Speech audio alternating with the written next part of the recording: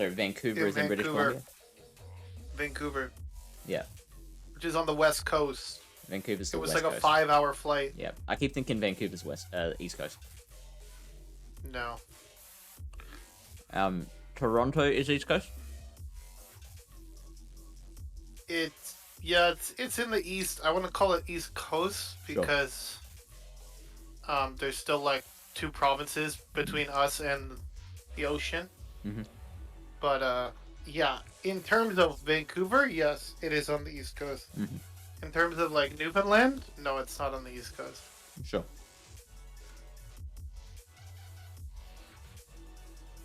Okay, look at tongue. I don't know. Straight into it. Let's go. So these are 8 points. I have been looking at some 8-pointers. All I see is PV poke. I don't see your. I don't see this the stream. Sure. Hang on. I'll change that for you.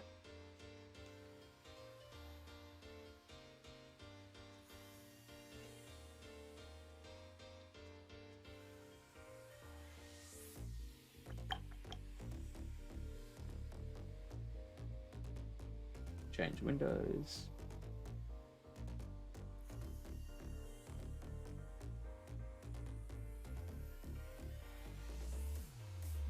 Alright, you good? Yep. Sweet. So, lick a tongue. I don't know. I don't know if it's gonna be good, to be honest with you. Why's that? It's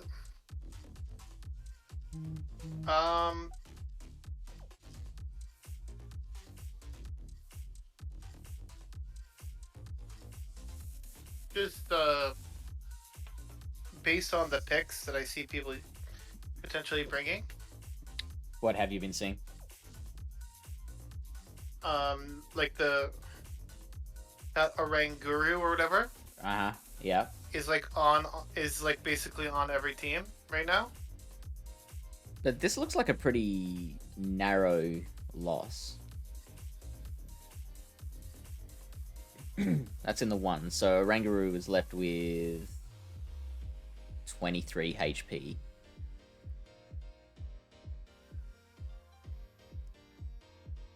It does lose all the even shields. What if you can like get to an extra body slam or something? How close are you to an extra body slam? 24. So what's that?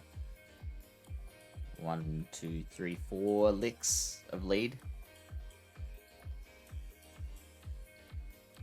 Seems like normal type was quite popular.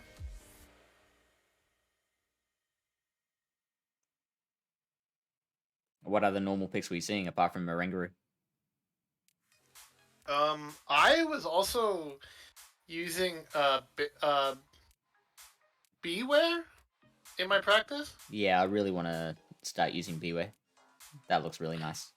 I think it's really good. Like a superpower from a Beware does a shit ton of damage. Like especially if you can go back to back, and you can get back to back pretty quick. Yeah, there's not a lot of counter users in this meta, so it's kind of like sort of safe. There's also not like there's this Oranguru, right? But it takes neutral from fighting, so like as long as he or it right, so okay, so I've seen quite a lot of Noctowl as well. Oh, have you? What's up, Angry Bunnyman? Hey, Bunnyman. I've seen quite a lot of Noctowl as well in my limited practice. Like if you go back to the rankings, you can just sort by normal type, just like, and then you can also sort by counter as well. So it doesn't Normal really show and the key counter? losses, but Or normal, like, do you want normal and like and counter or comma counter? you can just do both, like normal, comma, counter, or and counter. I don't know what shows both. You tell me. So and gives you the things that are normal type that learn counter, which I think is just Vigoroth. The Is comma Vigoroth shows allowed you... in this meta? I don't think so. No. Usually, I think they banned it or something. or not banned it, but they didn't allow it. Okay, so now I'm showing the things that are normal type plus the things that have counter. Okay, Munch or Noctowl, I think is going to be. Oh, and that's another one that doesn't show on the list that I think a lot of people are going to be using is Greedent. Yeah. Because it does really well against Oranguru, and also it's just like very good generals as well with like the Bullet Seed, Body Slam, and Crunch combo. Yeah. As you can see here, the highest ranked counter user is Wobbuffet at 33. But look at in the just like the top 30, how many normal types there are ranked in the top 30. Heaps. That's the reason I'm a little worried about Lickitung. It's like I guess normal typing is strong in this meta, but Yeah, okay. The fact that you have Lick and it's just like I think will hold it back. Like I also think that will hold Munchlax back a little bit as well. Yeah. I think like if you did want to go for an 8-point normal type, I think Diggersby might be better, in my opinion. Okay, so what does Diggersby do then? You're obviously crushing the Nidoqueen. Trevenant with the normal typing, you're resisting Shadow Balls and Shadow Claws, so you're beating like Lickitung, you're beating any of the other normal types that have normal type fast moves, right? That Abomasnow matchup is probably not as one-sided as it looks. Plus, Abomasnow is an 8-pointer, and I don't think a lot of people are going to want to use 8 points on Abomasnow because it's not that great, in my opinion. Yeah, totally. So if we go back to the way it goes, you see the counter users. Oh, the counter users. Oh, okay. We'll go back to 8 points. That's right. Just to see. Lycanroc as well. Surfetch down at 112. That's one I've been actually using a little bit, and I think it's pretty good. Why do you think it's good? It's got Psychic Fang and Stone Edge. Interesting combination of moves. Yeah, I think the Psychic Fangs is nice, like low energy move, and Stone Edge just like hits pretty hard, like nuke stuff. I also like Rock. I don't know why. I think the Rock typing is actually kind of nice in this meta. Just because there isn't. If you see the rankings, like there's not a ton of. Like I think at most you're gonna see. It's not gonna be like Firefly. At most you'll see like one counter user on someone's team, if that. I think. Yeah, totally. I don't think it's gonna be super common. Yeah, Hera is underrated, but I just think like I don't know. I'm With not a sure lot if of Noctowl around and probably a Rangaroo is a bit of an issue. A Rangaroo, Noctowl, Crest seems to be fairly popular. Oh, it does it? Okay, we can go back to the 8 points. I'll just quickly go over the things that I would take from the 8 points. Even with my hesitation against Lickitung, like I still think it might be worth the 8-point pick just because it is so good. Like from my experience at regionals, I think I almost brought it to every single battle that I played when I was at regionals. So it is really versatile. Even in losing matchups, it can put in a lot of work. And what are you worried about as a Cresselia user?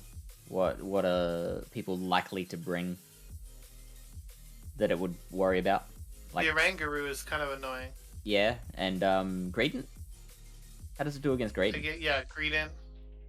Probably not amazing because of Crunch, right? Yeah. It's like Cresselia is good just because it can hang in. It's like similar to Lickitung, even in like bad matchups, it can hang in there and put in some work, right? Yeah, because of its bulk. So like, can it tank? Can it tank 2 crunches, or can it only tank 1? Not sure if it can tank 2 crunches. Crunch probably does somewhere close to 50%. So yeah, probably. You with the bullet seeds, like maybe back-to-back crunches. If you don't get the debuff, it might be able to survive, but if there's any fast moves in between that, I'm not sure. So Crunch does 30%. Okay, it does survive too then. Yeah. I guess Greedent is a.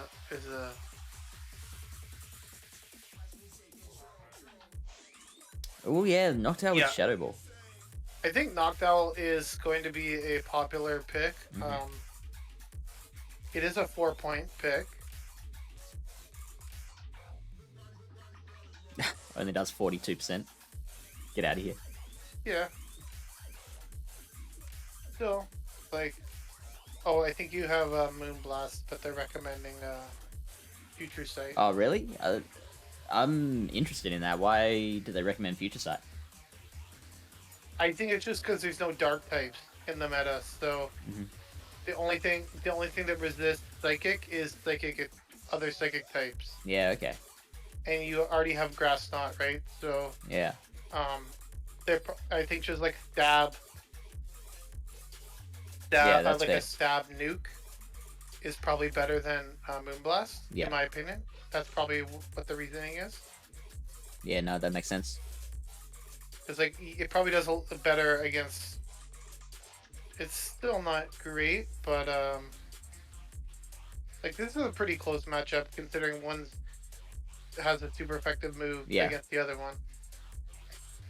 And this is like the allure or like the reason why people like Cresselia and stuff like that is because even in a somewhat like you would think it's a bad matchup, it it's not horrible. Hey, Three Floyds, how's it going, Hey, man? Three Flicks. It Yeah. can leave Yeah. it in like a setup Yeah. range where you can like farm this down with something and come out with a energy or something, right? And that was the same with the what was it? The Rangaroo versus Look at that. Lickitung. Yeah. Mm-hmm. Left it in farmable range for the next Pokemon. So then, okay. So here's what I want to do then. Is charges and switches. What are the best What are the best Pokemon with an energy lead? I have no idea. I never look at chargers. Well, I mean, I think we should because like we talk a lot about this matchup, it gets the opponent low enough, even though you still lose, it gets low enough to be farmable for the next Pokemon. And like uh, Toxicroak in Firefly Cup with energy was just an absolute monster. So I think looking at what is good with energy is a good way to go about it. Mm-hmm. And you can see Shadow Nidoqueen in particular, but Well, yeah, Shadow just in- Nidoqueen with a head start is always tough to stop because of the Yeah, poison right. thing. right. Poison Fang, just like in general. unless it's But against a like, steel Pokemon, it's just oppressive. it's one of those things where it's like, do you want to spend, um, do you want to spend 8 points on a pick that that I don't know when there's like a 2-point pick that every team's gonna have that you're gonna be kind of afraid of. A Rangaroo Yeah, and like I'm sure Samurott as Nidoqueen well. can like put in some work against it, but it's not like a matchup you would want to like go into like the 1v1, you know? A Rangaroo is actually a lot bulkier than I thought. It's got decent bulk. It's not like insane, but okay. Well, now we're getting a Now we're getting what? you basically just confusion it down, right? Yeah. So what a confusion does 16%. And so even with three poison jabs of lead, you're still only getting 2 poison jabs Like off. you probably win like maybe you win the zero shields. You just land it with power or something. You can farm it down or something like that. No, you don't even win the zero shields. So Hmm. yeah. Okay. Okay. What about again? Noctowl? Because we think Yeah, Noctowl's going to be Nidoqueen popular. will generally win this like with a shield. Noctowl will win like the lower shield scenarios, and Nidoqueen will win Okay, apparently that's really weird, but whatever. This is one of those weird sims. And So it's like it looks like it's kind of like flippable either way. that was Shadow. Trevenant. So I Yeah, think ghost types have a bit of fun in this meta, particularly since, as we established, the lick users aren't going to be huge and there's no dark types around. yeah. I've actually been looking at Copagrigus currently for my 8-point pick, Mm-hmm. which I might change up in the future. I'm not sure, but um, what I did like about it is it does have Dark Pulse, Mm-hmm. which can hit back against like the others, some of the psychic types that are dominating, like the what is Cool. that thing, the Rangaroo and stuff like that. Another popular pick seems to be Muck, Kanto Muck. Kanto Muck, which is which is nice to get in some ghost typing there to help resist that, and like Dark Pulse is kind of high energy with the poison jab, so So I feel like everyone's trying to get some sort of dark damage on their team. yeah, exactly. That's why Greedent like getting more popular. Yeah. Arangaroo. Um, I have a sleeper pick that gets some dark damage on that I will go over later, Mm-hmm. and then I will go over a Pokemon that almost decimated me when I battled Mamaclimbs. So for Okay. practice, Okay. we still looking overall. Yeah, so Yeah. just switch to switches. And again, Nidoqueen comes up top, and Cresselia in second, Lickitung in third. So all the 8-point picks proving the best switches. Shadow Snorlax is the highest non 8-point pick. Shadow Golbat. Could Golbat be a cheap alternative to Nidoqueen?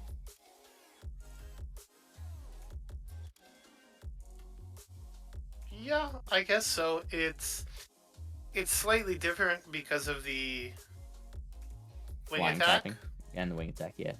It's less fast move pressure than Nidoqueen with the poison jab, where it's like kind of just like a little oppressive. Whereas wing attack's a little underwhelming at times, even coming from a shadow. But Yeah. it's similar. But again, I'm not sure about safe swaps because depending on the team, I feel like all you're gonna do is just draw it in a Rangaroo. Yeah, that's fair. So then I guess the plan could be to I mean that could be a plan to draw out the Oranguru. Snorlax seems interesting though because it is only 4 points, and like you do have superpower, body slam. That Shadow Ball might come in handy, Yeah. but Monkey will yeah. Totally. So that like how many Pokemon, how many viable Pokemon do you think would be weak to Shadow Ball? You've got Cresselia, you've got I think Alolan Marowak is going to be good. Trevenant, Trevenant, Coffin, just in general, like Shadow Ball's like good for neutral coverage, but yeah. Honestly, like I said, this might be just early practice, but basically because of the points that these Pokemon are worth,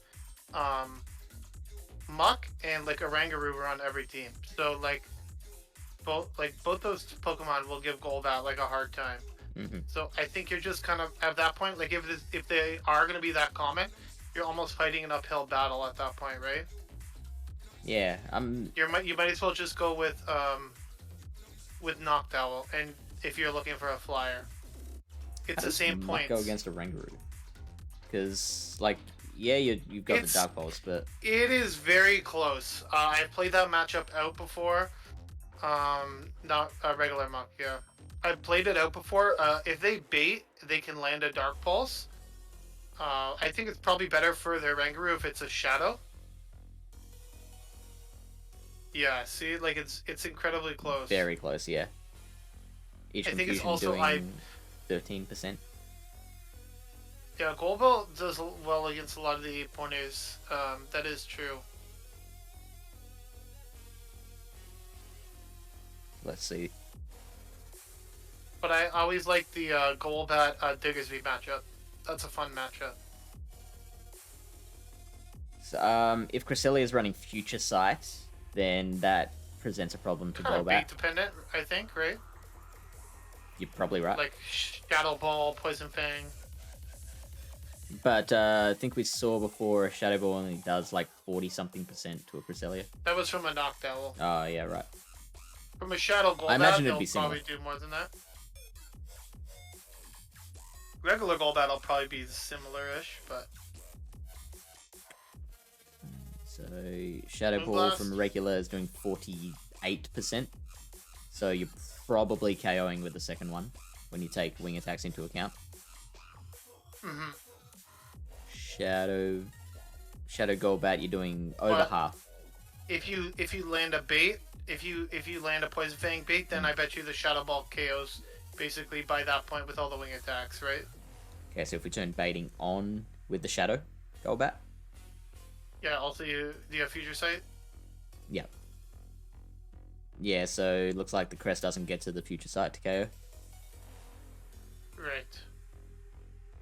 And yeah, you're right, the Shadow Ball does 71% damage. That's a huge difference. After the Poison Fang, yeah. Yeah, like 57.5 to 72, basically. I don't know. I don't feel comfortable using it. Maybe other people will. Mm. I think there's better flying types. But you know. Well, we're here to good. present all the options as possibilities. We're here to say, like, this is what Golbat can do. If you decide that's what you want for your team, then go for it. Go for your life.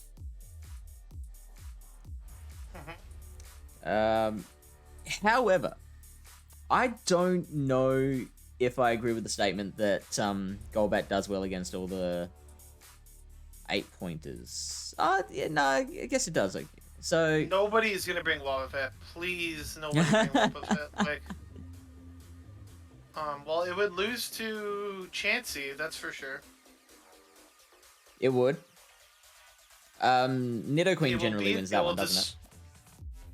Nidoqueen loses to it, but it's kind of, again, energy and bait dependent because like Earth Power is only single resisted. So, but yeah, in general, Golbat does win that matchup. Frostlass does quite well against Golbat. Yeah, it's not great. Trevenant, again, Trevenant can basically beat anything if it lands the Shadow Ball in the right place, just because it's so powerful. But you wouldn't. It's not a matchup you would want to, go into. Basically, and it outpaces to the Shadow Ball, doesn't it? It's yeah, seven versus Shadow 8. Claws versus probably I don't know how many wing attacks. I think 8. Maybe. Araquanid would be. It would be good against Araquanid, but I don't know how many Araquanids are going to be coming out. I saw one or two. I think I saw one person running Arachnid with Infestation, but yeah, don't waste your pick on Wobbuffet, please. It's not good. Talonflame, some people are considering. It's very interesting. This is a spice pick, which I think could be really good. These water fairy types. I'm amazed that Azumarill is ranked that low. Like, when is it ever ranked that low in any meta? Yeah, I'm not sure exactly why it's ranked that low. Like, because like Lickitung is, I guess, like a high ranked one. And it's an 8-pointer as well. It is an 8-pointer, and so is Tapu Fini. But yeah. I will say that, like, my team, that was the one Pokemon that my current team, like, struggles against incredibly a lot is Okay. the Water Fairy combo Interesting. typing. Because I have, which we can touch on later, but I have Pokemon that I use to beat other water types, but they get walled by that. Also, Beware gets walled by that, other than Shadow Claw. I'm incredibly weak to the Water Fairy combo. Okay. Sure. Maybe it's just my team. I don't know. I'm not running a poison user, but and Mamaclimbs did say to me that she really wants to run Tapu Fini, but she Water Fairy Monkey Claw. like I said, I only saw the one poison type really. Muck was mainly the only poison type I saw. But yeah, she said she wanted to run Tapu Fini, but she hasn't been able to get one for Great League yet, so which is unfortunate. She's been trying so hard. Who, you? She has. Yeah, I got lucky. I got one at Vancouver, so. Yeah, I haven't even tried yet. No, I traded one Tapu Fini at regionals, and that went lucky, I think. I did two, one each day. Yeah. And the guy that I beat in the first round traded me and won the second day. That's also, like, beating someone in person is a lot different than beating someone online. In what way? And like, just like, I don't know, like, you're like their daddy or something, you know, like, you got him. I don't. I don't know like, that. I was going up against this guy, and we had the Walrun Mirror match, and I baited him, and he shielded an Icicle Spear, and then, like, after the match, he was just like, yo, that bait won you the game. I was just like, I know. I kind of felt bad, like, I'm, like, staring right into his eyes, and I'm just like, yo, this is an earthquake, motherfucker, shield this thing. And then it's like, Icicle Spear, oh god, and then he's, like, behind the whole matchup. Who is, sexy... Apparently it's pronounced Cypher. So what? Cypher. Cypher. How have you been? I've been good. What about you? Yeah. Okay, Pidgeot. So yeah, this is against Hot an takes, Azu yeah. Oranguru core.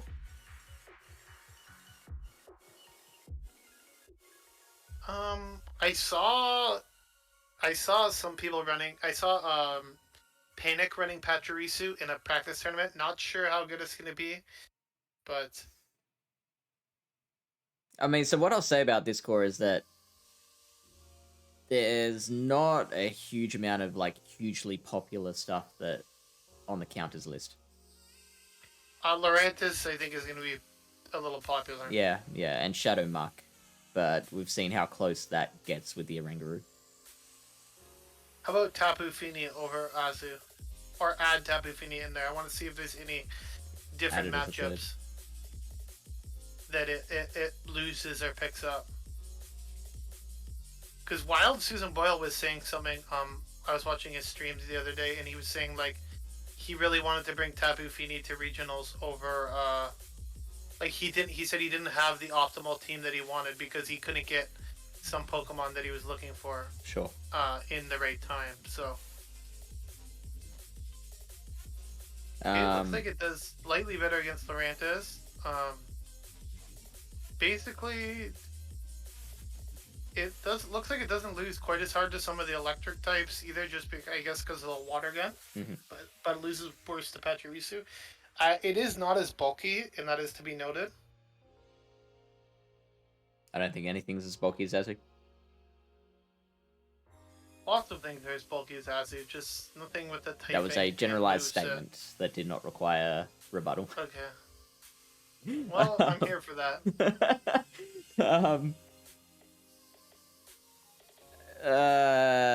Yeah, I don't think we're gonna see much Leafeon around. Hey, maybe. Yeah. Galvantula. How popular do you think Galvantula will be? I think from what from my early testing to more recently, I feel like people are starting to add more electric types Mm-hmm. to their teams. Galv, I've seen Raichu, like a lowland Raichu specifically. But honestly, if those things start becoming more popular, I think it just will make Lickitung better. Okay, sure. Because Galv kind of counters Oranguru, right? Mm-hmm. Because it's weak to what? Dark and Bug. Those are its two weaknesses. So, Yep. But basically, trouble with from yeah, go on. pardon. No, you go. I was just saying from the 8-point tier, I would mainly just stick with like Crest, Diggersby, maybe Lickitung, and then maybe some of the ghost types like Trev. I don't know about Frostlass, but like I guess it's always kind of good. So if you did pick it, I couldn't probably argue too much against you. I just think there's probably better ones. Especially, I do think the Kanto Ninetales is going to be popular from the 4-point. Also, especially after what Cindy and Kevin Solidaris did in regionals with the Kanto Ninetales. I think its popularity will even shoot up for this cup as well. So make sure you have your water types ready to go. So that why? was another thing. There was not many Swampert in Vancouver at all. Yeah, which is really interesting. Why do you think that was?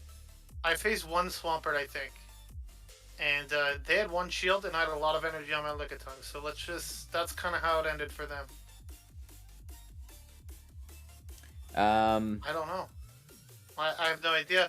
I think like Wild Susan Boyle brought Swampert, but like he was saying, he wanted to bring Tapu Fini over Swampert because he said it's better matchup against Walrein, better matchup against Sableye, better matchup against Mandibuzz, things like that. So it'd probably be a little better against Trevenant too.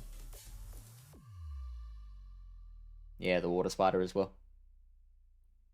I did see a few of them. I think I had a couple games. I don't know. My team didn't have any problem with the spider. The first game that I played, I lost was a spider in the back, and Nidoqueen couldn't work its way through it with no shields. But after that, I think I did okay, made okay adjustments.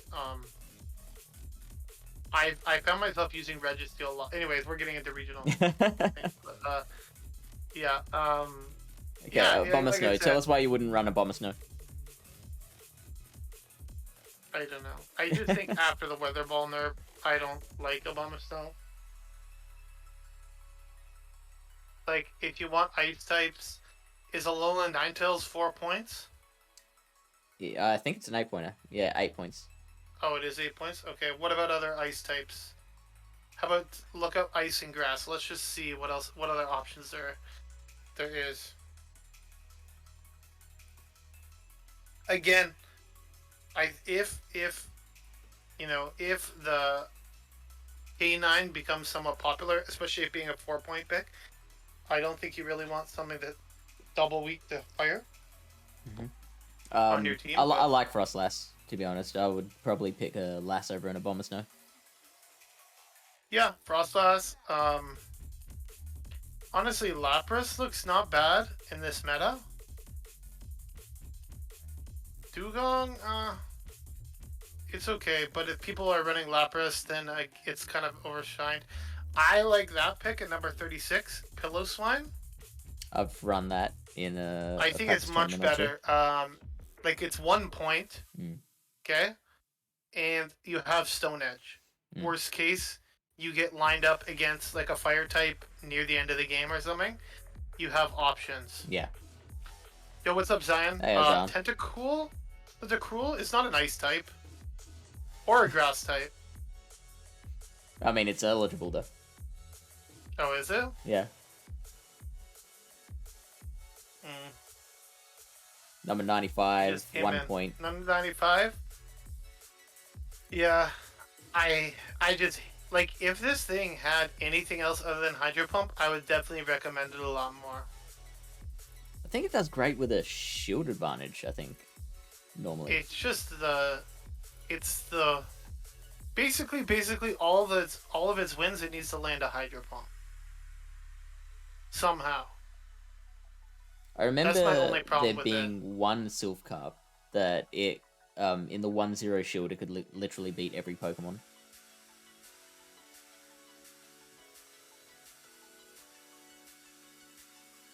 Straight acid spray. Yeah, I see that. Like the power of poison jab and acid spray, double debuff. But there is the Mucks, right? Which have Thunder Punch and also resist. Yeah, give it Surf, give it Weather Ball, give it would be Water actually Pulse. broken. But look at that, in Give the it one Water shield, Pulse. in the 1-0, it only loses to 6 Pokemon. And like, Okay. Diggersby and Jealous and Quagsire are pretty close. It loses the 1-0 to Diggersby Yeah, with Hydro Pump. The fuck? apparently. I guess it can... The Diggersby can take a Hydro, but the Tentacruel can't take an Earthquake.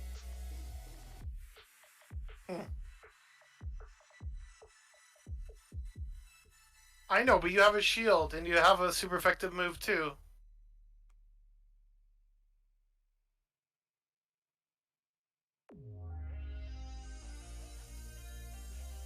Yeah, I it think it's does. good. It's got play. How does it do against How does it do against Gyarados? Against a Gyarados. Is Gyarados allowed? Not a problem. I have another water type that I'm really liking. So let's compare this with that Samurott? with Gyarados. You need And Shadow. with the crunch as well. Yeah. Shadow Gyarados. Shadow with Dragon Tail, sir. That is the good moveset. Dragon Tail's exclusive though. You need an Elite TM for it. There we go. Just acid spraying the shit out of you, eh? That is in the 1 shields. Yeah, Tentacruel wins all the evens. Okay. Stupid acid spray. Good to know. Good to know. So that's a potential 1-pointer, but how many water types can you have on your team? I'd say you need at least one. I'm curious how it does it. I'll check myself. I want to know if it can beat how the matchup goes with another pick that I have. I'm just thinking, like, if you have Tentacruel, can you also fit a Samurott on your team? Or is that making you too weak to some... So, like, how many electrics are we going to see? Lantern's the big one, I think electric is going to be fairly popular. Pachirisu, Zapdos, Agrav. I think, like, Galv is, what, 4 points? Yes. Okay, I think I've seen a couple Stunkfists, not sure about it yet. Lantern, again, I'm not the biggest fan of just because it does get walled by grass types. Grasses. Oh, how many grass are we going to see? I mean, Abomasnow is one. Abomasnow, maybe. Trevenant. I think Lurantis is going to be fairly popular because it's a 2-point pick, and it beats it can beat that monkey. This is interesting. Trevenant and Gorgeist. Like, could you use Gorgeist as a very cheap Trevenant replacement? You could try, but Shadow Claw is just like way better than Hex. That's the problem. Of course, yeah, that's the trade-off you're getting. You can see, like, open the thing. It probably loses some.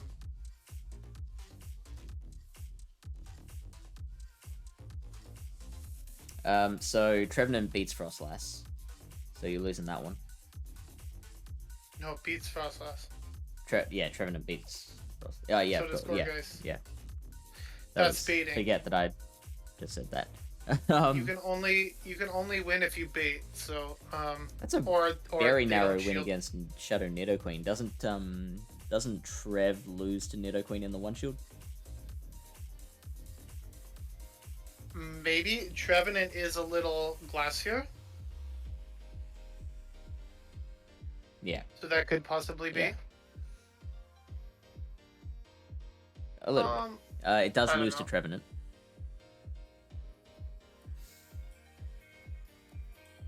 Yeah, Tenta does beat Samurott because it's like resisting the Okay, I found Hydros and the Megahorns. um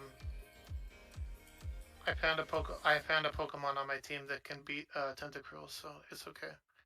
I'm good now. Actually, I have a couple things Well, that can there's a beat few. Tentacruel, so Yeah.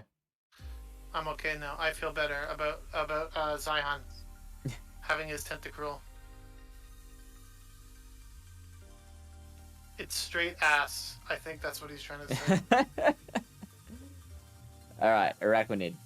Why don't you like Araquanid? um, I don't know. Just like I'm like again. I don't want. Especially if I'm sending 8 points. I Mhm. don't want something where I'm like too worried about alignment on something. Yeah, fair enough. It's suggesting Bug Bite still. Sure. Do you agree with that? Yeah, that's fine. It's good. It's just again for the amount of flying types And that fires. have been popular. Pardon? And fires. Yeah, fire Like is a your little neutral, but 9000 AWAC. It's resisting the Bug Bites. And I don't the know. Bug I'm not Buzzes. quite sure. At least there's not really any steel in this meta, right? Yeah, that's a big one. So there's that. It has that going for it. But again, for 8 points, like I think there's better picks. Like 2 down under it is Cofagrigus, which I think has more play. Even in bad matchups, you can at least do something. All right, so let's go through what Cofagrigus can and can't do. Let's take some picks and compare Copper to it. Yeah, let's see how Let's go against Cofagrigus Tentacruel. does against Tentacruel. It should do fine against Tentacruel. Yeah, especially since it's resisting the Poison Jab / Acid Spray, but Yes. so We got him. Tentacruel's winning the zeros. Yeah, pump. Just getting pumped. Just pump it.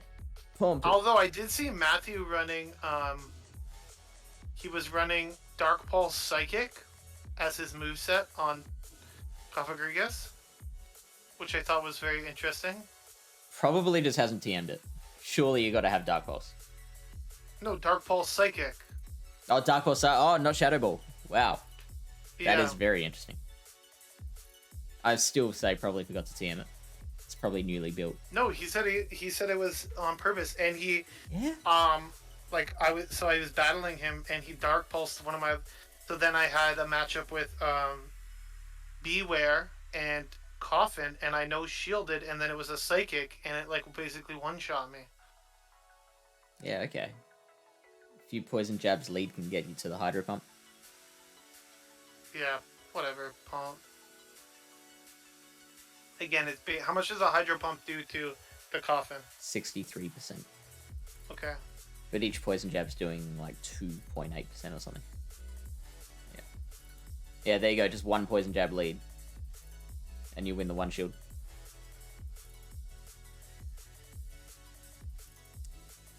That CMP tie is potentially winnable as well, depending on your IVs. Zion wants you to remove Hydro Pump and just only Acid Spray as soon as you get it. Oh, I don't don't think that's the play. It's resisted. I mean, you're not firing Acid Spray for the damage it's doing. But yeah, you only win the 2 zeros there with just straight Acid Spray.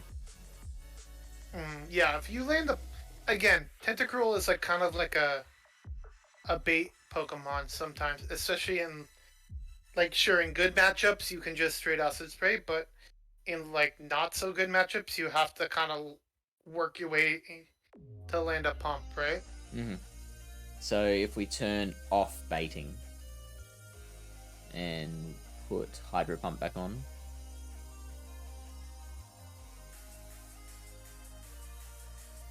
That's one of the that's one of the reasons I do like Coffin is because there has been sort of an uprise in the poison types in the mm-hmm. meta. Mm-hmm. So I've been using Coffin. I've been using Pillow Swine. I'm liking, which obviously is kind of this is probably like a funky matchup again. They, the pump would probably kill you. Also, the Lycanroc does pretty well against this Pokemon, which is kind of an interesting matchup. I'm liking Alolan Marowak for a lot of those reasons. It has that poison resistance being Ghost. It like obviously, so it No dark has all the types. benefits of the Ghost typing and the Fire typing. So like it can take care of the grasses really well. It can. Did you say Shadow Alolan Marowak? I would need to build it, but yeah, you'd probably do Shadow Alolan Marowak. Do you have one TM'd? Golbat versus Gut. No. No, I don't. I would have to. No, you can't Elite TM it. Frustrate someone? Yeah, I could run. Imagine you were losing a match and you just threw like a frustration. I once threw a frustration from a Golbat in Little Cup, and it still only did. This is Little Cup. It still did like 2% damage. It's actually the worst move in the game. Yeah, if you look literally. at how much damage it does. Yeah. And how much energy it is. Golbat doing alright against. So the Shadow Ball doing 55% damage to the Golbat, but the Golbat's Shadow Ball doing 70%. Now, don't use this against me, but against these bait Pokemon, I have a large tendency not to shield. Yeah, okay. Yeah, that makes sense. I don't know. Yeah, no, I just usually don't shield because I'm just like, just do it. Yeah. Shadow Ball me. And like 80% of the time. And then if every once in a while you get Shadow Ball, then you're just like, okay. Well, yeah, that's... You got me there. But a lot of times they don't Shadow Ball. That's game theory. Like, if more often than not they are throwing the bait move and you don't shield, then, like, you're winning more than you're losing. You're coming out ahead by just never shielding. Right, so, like, it says that Golbat wins this matchup, but all you really have to do is not shield the bait. Now, if you just go on straight Shadow Ball, you still win the zeros, that makes sense, but you're losing the ones and the twos. Again, which is why I'm kind of liking Coffin, because it is flexible. It's pretty bulky, and it has a good moveset. Now put Psychic on instead of Shadow Ball. Put Psychic instead of Shadow Ball. Let's go! This is... Should I turn baiting back on? Or selective? If you want. Sure.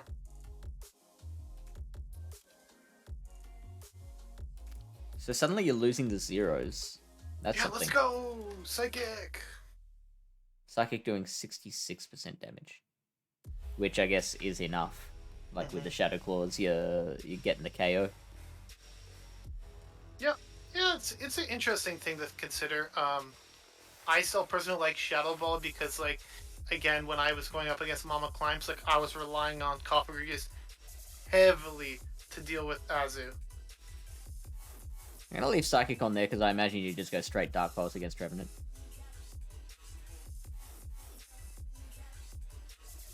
So Trevenant's just going straight Seed Bomb in that one. Winning the zeros. So... loses the twos. It just gets Shadow Clawed down from full yeah, health? I guess so.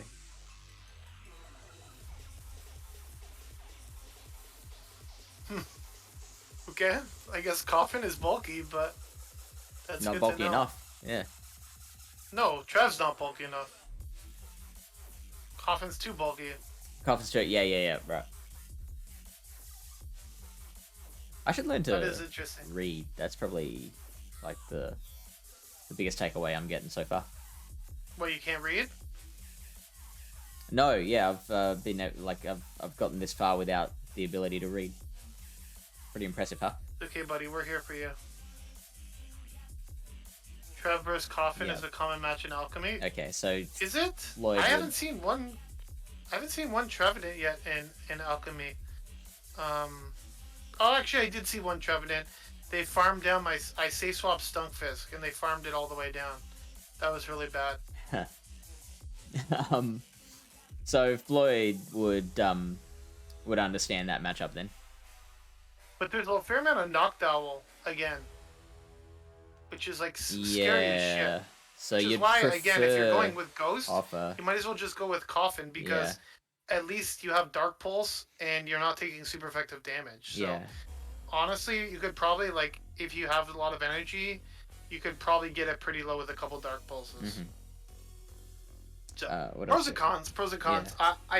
With the fact that there's no Dark types in this meta, I think Coffin is super safe. But maybe that's just me. Everyone can go with their own things. So I think we're basically gone through most of the 8 pointers.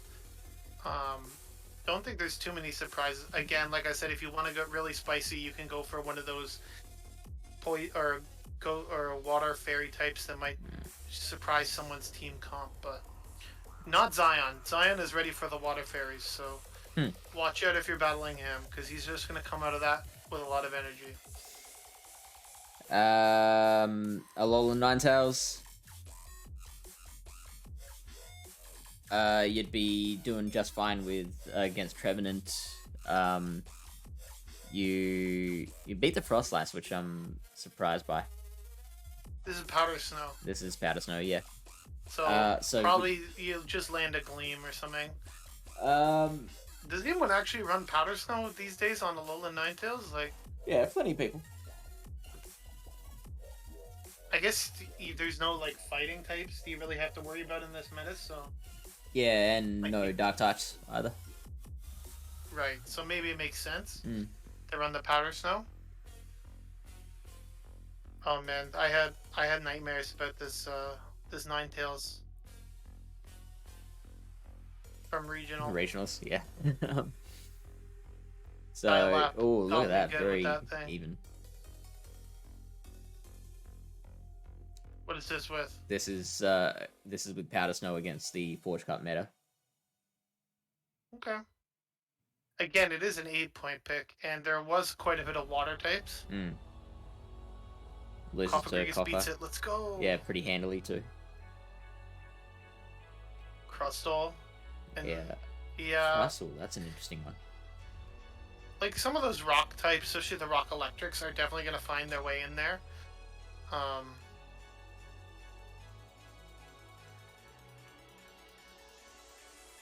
Close loss to Jellicent.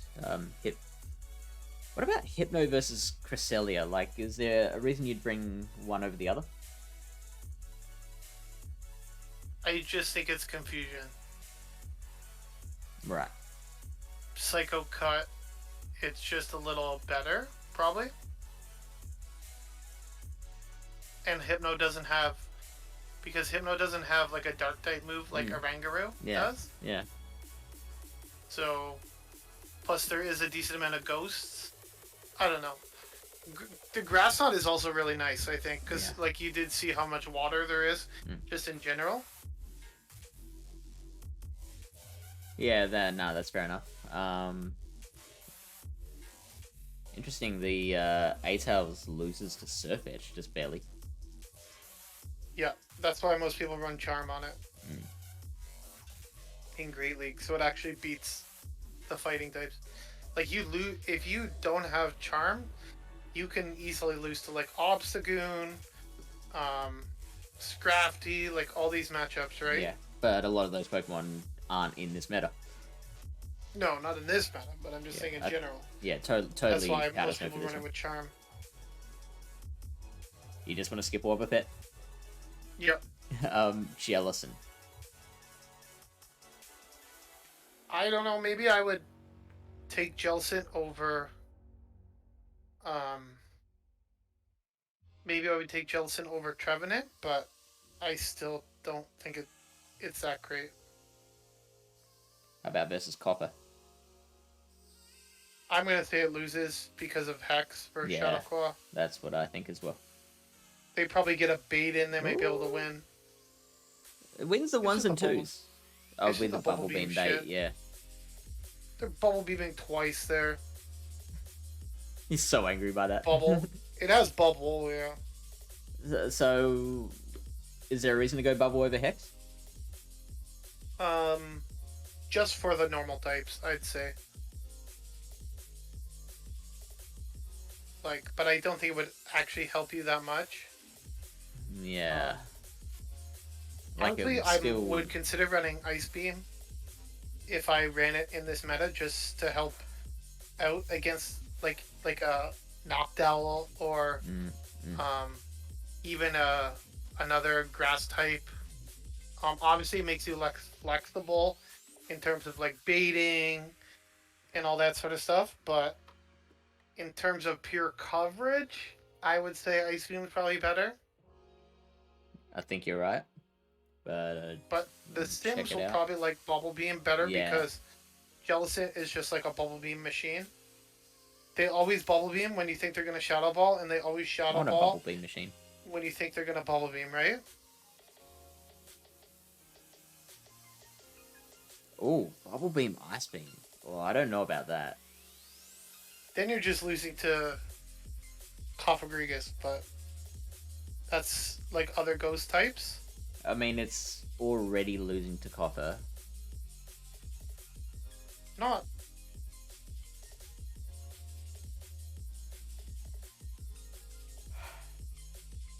So this is with selected baiting. Oh, this is... Hang on. Zero shield. We don't want the zero shield. We want the 1/1s.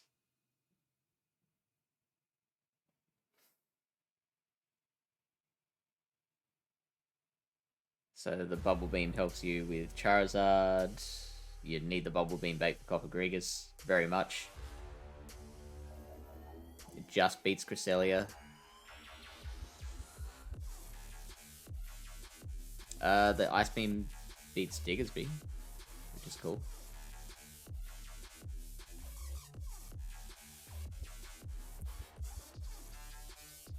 And adding Bubble Beam, Ice Beam.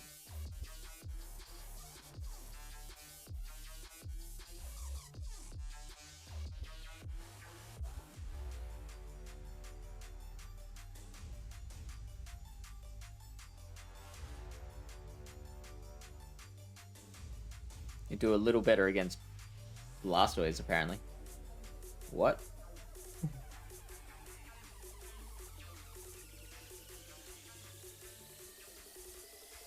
Doing better against Crustle.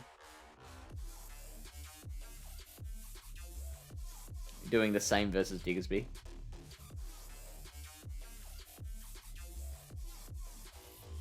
Golbat.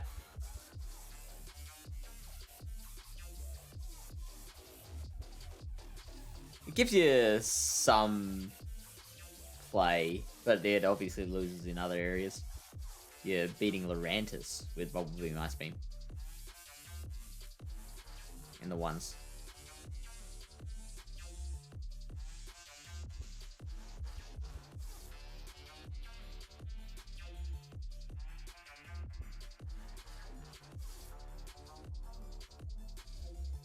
Oh, is that what? I just thought he hadn't been talking.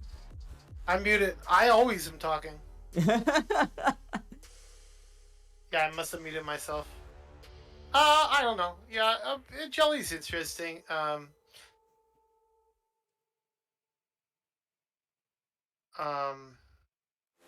Yeah, I don't know. Again, like I said, I think there's other ghost types that might be better. Lily Bear's gonna have to watch the VOD, okay? Not sure why, but She's at work. enjoy watching the VOD.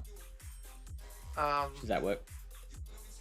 oh, okay, okay. And have fun at work. Talon, yeah, I don't know. I think Talon is sort of falling out of.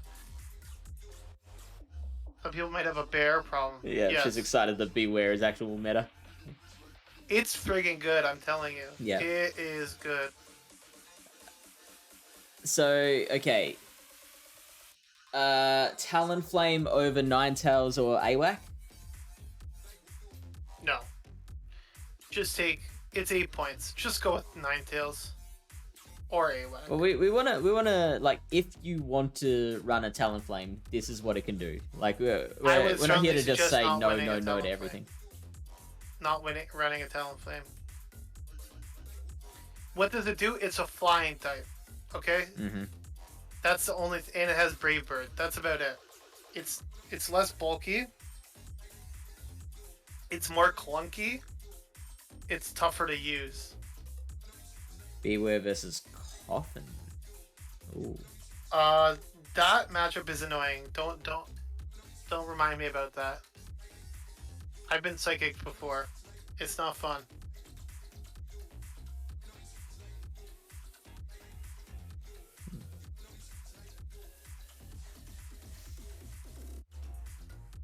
Okay, so if you've got Psychic...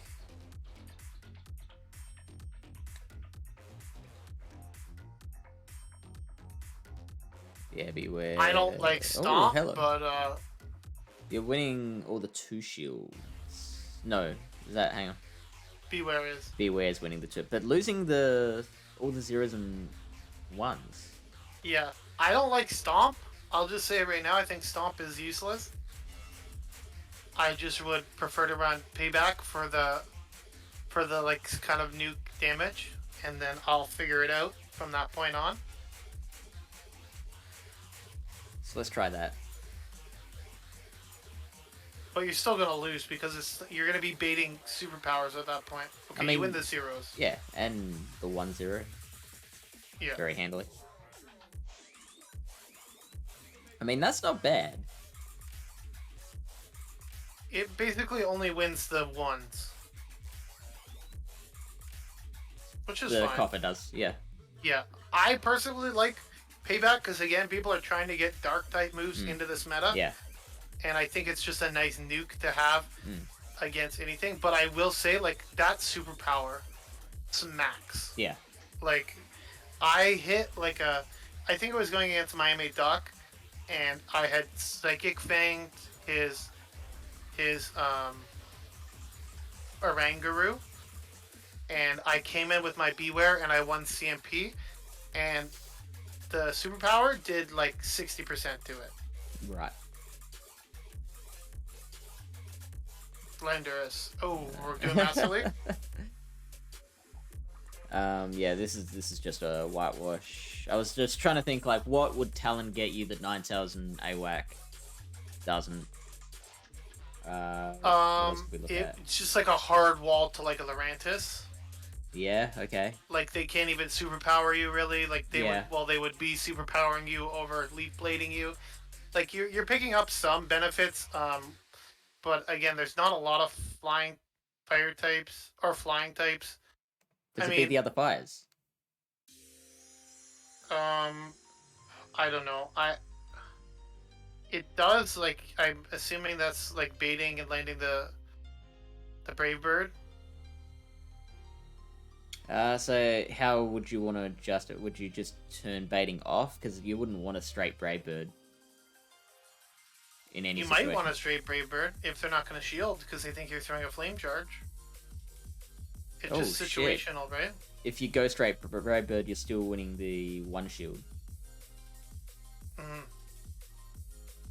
Yeah, like sometimes in matchups like that, I will like build up to like 100 energy, and then I'll just like no shield everything, and then I'll just like throw a Brave Bird, do another Incinerate, throw another Brave Bird. Then you're like guaranteed to get both shields. So that's one way to play a Talonflame. If for people that are interested, like I'm pretty good at playing Talonflame, so. But I just don't enjoy it as much at Great League just because of the like it's much more flexible in Ultra League because it can take a hit, whereas in Great League it's kind of awkward. You get outpaced by a lot of things, and you can't really take any hits. So It would be better than Ninetales and AWAC specifically at taking on Beware.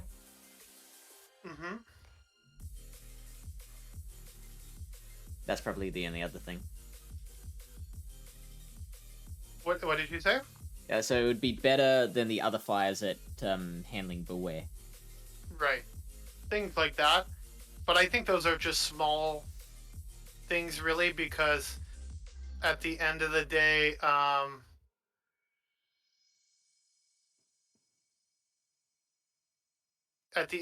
you're gonna basically be, you can just overheat them. Sure. Also, do you want to run? Fire Spin, or do you want Ember? Oh, that's a spicy thing everyone's talking For about these days, Ninetales, right? yeah. Whatever you want. You want Fire Spin. Don't tell them, but you want Fire Spin. Alright, can someone please beat Lyle with an Ember Ninetales? That already happened. Oh, there you go. That was Cindy. Yeah, I mean in this cup. Oh, this cup, sure, okay, yeah. I lost to Cindy and Dialap in Vancouver, so Yeah. I feel real good about that. Cindy was my second round opponent. Yeah. Yeah, it was awesome. Yeah. She's good. She's really nice. Those two people, though, are the most serious people I've ever battled. Like there and just in general. I don't like Ember. Like after the battles, like I was like GG's, like haha, like oh you got me, like you know, and she was just like, okay. She's just like just so serious. Like I don't know what she was thinking about, Yeah. but okay, now we're into the 4 points. Let's go. Yeah. Seems key, but not a great idea on regular Kana. Okay. Yeah, it's interesting. So we've talked about Ninetales a lot. Let's go to Pidgeot. I will just say one thing quickly. Yeah. The Sydney matchup was actually devastating because those are extremely close games, and I won the first one, and then I lost the next two. Dialap just like fucking clapped the shit out of me. Like he just RPS'd me 2 games in a row, so that wasn't even close. Yeah, so of the 4 points pick, again, see, you have other flying types, right? There's no steel types, so Pidgeot could look pretty good. Although there is this thing, which is its like arch nemesis, a Lowland Graveler. Yeah. What do you think of Double Flyer? And then like something to cover the rock types. I'd be more worried about electric types. Yeah, okay. Because, thinking, like, Double like Flyer, I said, Beware. more and more recently on my practice, I've seen electric types. So I think Double Flyer is maybe a little risky. Yeah, good call. But you could probably make it work. If maybe you have, but I don't know. I would be like worried about like wasting a spot, quote unquote. But you could have like different uses, like one like normal type, one like if you wanted to run like Pidgeot and not Golbat, like they do sort of different things. That makes sense, rather than Pidgeot Noctowl. That, but again, with Noctowl, you have the coverage of the Shadow Ball, which does help. Ground can beat both. Beat both what? I don't know. Oh, rock, I think, and electric. You'd say. The rock and electric. Yeah, okay. So what ground type coverage do you have? I am using a ground type, and its name is Piloswine. Piloswine, yep. But it has that ice typing, which is a challenge that it has to overcome. Only in certain matchups. It does hold it back a little bit against some water types, Yeah. but in general, I like it.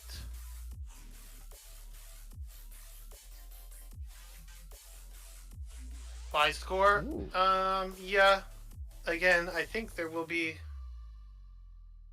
So Lola Mirek has Bone Club, but you are a fire type, so you're not necessarily going to beat rock types. And Bone Club is, you know, bad move, so. Does a lot from a shadow, though. Does it though? But this is ground type moves. Yeah. Can we look up ground type Pokemon? Okay. There's your Piloswine, there's your Gligar. Mm-hmm. I'm interested Stunfisk, that I have Gligar seen one or two Stunfisk. 4 points. It's a little low in the rankings, but I think it could still be good, especially if Trev is not super popular. Yeah. But it does get walled by like other grass types too. So. And of course, you can fit out your team to cover Trevenant and Lurantis as well. So, like if you pair a Stunfisk with Ninetales, for example. Quagsire is interesting as well. Mm-hmm. With it, the thing about Quagsire though is it's just a little clunky. Mm-hmm. But it is great against like your Alolan Golem. Would be great against Golbat. Against Nidoqueen.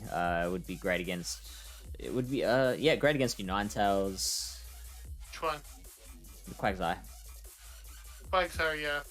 This is Forge Cup. I guess yeah, Steel Cup. But there's no Steel types, but okay.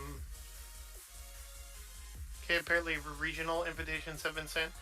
Yeah, I like Quagsire, but again, Piloswine has been really good. I think because of the popularity of some of these ground types or poison types, I think a ground type is not a bad idea to have on your team.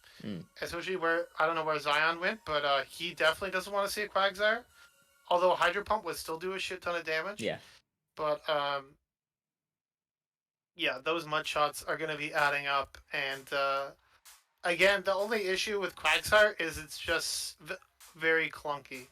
If they gave it if it had like a G-Fist moveset, like Rock Slide, or like even Stone Edge Earth Power, I think it would be much better.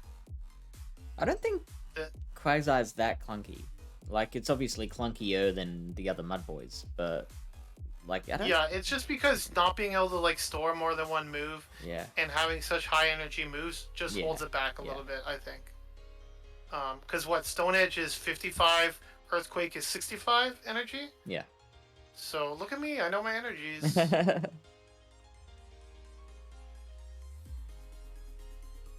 So we agree Noctowl ahead of Pidgeot? Most likely. Pidgeot does work pretty well, but Noctowl is bulky. Well, Pidgeot's pretty bulky good. too. What? You think Pidgeot is bulky? Yeah, fairly bulky. Definitely not Noctowl levels of bulk. 1906, that's in the bulky range. It's not glassy, how about that? I wouldn't call it bulky. I call anything above like 1850 bulky. What's Noctowl? Higher. I think it's in the 2000s. Yeah, 2114. That's a thick bird. That's a thick bird. Yeah, I've just skipped over Ninetales because we've talked about that in relation to a whole bunch of other picks. Mm-hmm. Yeah, Ninetales is pretty annoying. Well, Three Floyd says Ninetales can be anti-fairy, but what fairies are we likely to see apart from the water fairies? I think Gramble is A-Tails. Like, you know, there might be the random like degenerate person you go against that has like a Shadow Gramble that just like runs over your entire squad, and then you feel saddened that you didn't bring a Charm Counter. A-Tails is probably the most likely fairy that you'll see, and K9 does beat the snot out of that. So that's something. Mm-hmm. Wigglytuff, I did see a couple people with Wiggly because of the normal typing and like how strong normal is in this cup. Um, That's but reasonable. But with a lot of I don't know. poison and and it would be a great coffer wall as well. Unless it's Yeah, running if you're not running psychic. psychic, you Yeah. will waltz Cofagrigus. I think Panic was running Wigglytuff on one of his teams that he was testing. I don't have the insight to know if he thought it was good or not, but just throwing that out there. It is 4 points though, so do you want to waste? Not waste, but do you want to spend 4 points of your possible 17 on a sort of one-dimensional Pokemon? Uh, That's your kind of coming that's up around to to you. it. Like, what are you really worried? Because no steals. So Poison. you're really worried about your poison, yeah. So You're worried about battling Zion with his Tentacruel Muck combo. oh, I mean, I'm gonna bring my lantern for Zion's Tentacruel, so nothing to worry about. And then he probably has like Lurantis on his team or something. Yeah, but then my Ninetales comes out. No, my Talonflame, Your talent. so I can okay. Brave Bird the Tentacruel. I'm actually, so I'm kind of coming around on Wigglytuff. I'm not a fan of the Charm playstyle. I just think it's a little slow and inflexible, but definitely works for some people. I mean, I love how, like, in certain situations you can overcome bad matchups just by grinding your way through it. Yes, grit, determination, and charm. So Zion has a draft of Shadow Shadow Nido. Nido, Dugong, Hisuian Electrode, Drifblim, Tentacruel, and Heracross. I mean, Hisuian Electrode I've always found just so difficult to make work. Because, like, if a Wild Charge doesn't KO, then Okay. you suddenly Yeah, get real farmable. you can't vulture. Interesting team. Very interesting team. Yeah, let's see how it goes. It's definitely an interesting cup because of the point-based system. I like Marowak a lot because there is no dark types. And it's just like the Shadow specifically. I did build a Shadow. And I was using it a bit in GBL. It's pretty fun. The regular Alolan hits Marowak hard. isn't that far worse.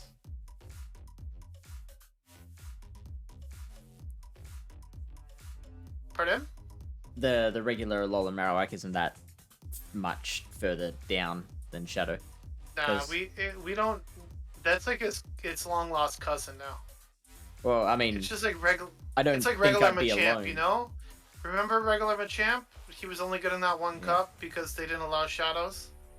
I don't think I'd be alone in being someone that doesn't have Marowak with No, I think Frustration TM'd. it's based on availability, not preference. That's what I would say. Right. I wholeheartedly agree with you that I am definitely in the minority for being a degenerate that TMs all his PvP Pokemon with frustration. See, I even if they're try. useless. I try to TM everything. I just don't have the TMs to do it. Like, at the moment, I've got like 30 TMs. And so if we had another event, I'd probably just spend like 20 of them to TM as much as I could. And like, there's going to be something that I just miss out on that's going to be amazing down the track. You gotta do your in-person raids more. Are you doing your two? Did you do your 2 a day every day No. during the last season? You're missing out on TMs. Yeah, I know. I literally I don't even know how many TMs I have right now. I have 106 charged TMs. Jelly. I just do if I'm like at work and I see like a couple of raids, I just go for like a quick break. I do a lot of like 3-star raids, just solo them, just for the rewards. I don't even give a shit. Yeah. I think today I did a Alolan Raichu and a Marowak raid today, an Alolan Marowak, and I was like, okay, maybe I'll get the shiny of one of them. No shinies. Then I was sitting in the parking lot and I clicked on a Kanto Cubone and it was shiny. Wow. and then I evolved it. So now I That's have my nice. very first shiny Alolan Alolan Marowak, Marowak. and I'm very, very excited. Oh yeah, Three Floyds, don't say the word raids, because we've auto banned that word because so many people were coming Oh, in asking for raids. bro, Three Floyds, you are Rip. banned, bro. Mega raids. I also did. I didn't do any raids yesterday because I was traveling. Did it again. Um, I was traveling yesterday, but I did do 3 raids today, and I did a Mega Altaria as well. So, also, Fish, I had a question for you. Did you do any of the research at your regionals? There was research? Did they have? Oh my god. Did you do any of the special research from like the stops at the regionals? No. All the special research at our regional was sock. No, that's gross. No, it's kind of cool. It's Is a it? regional. Yeah, but doesn't everyone like have both now because of like GoFests and stuff? Yeah, but it's still good to have. Like, why not? Yeah, yeah. I got a bunch of Vancouver sock. Beedrill. Thoughts? Mm,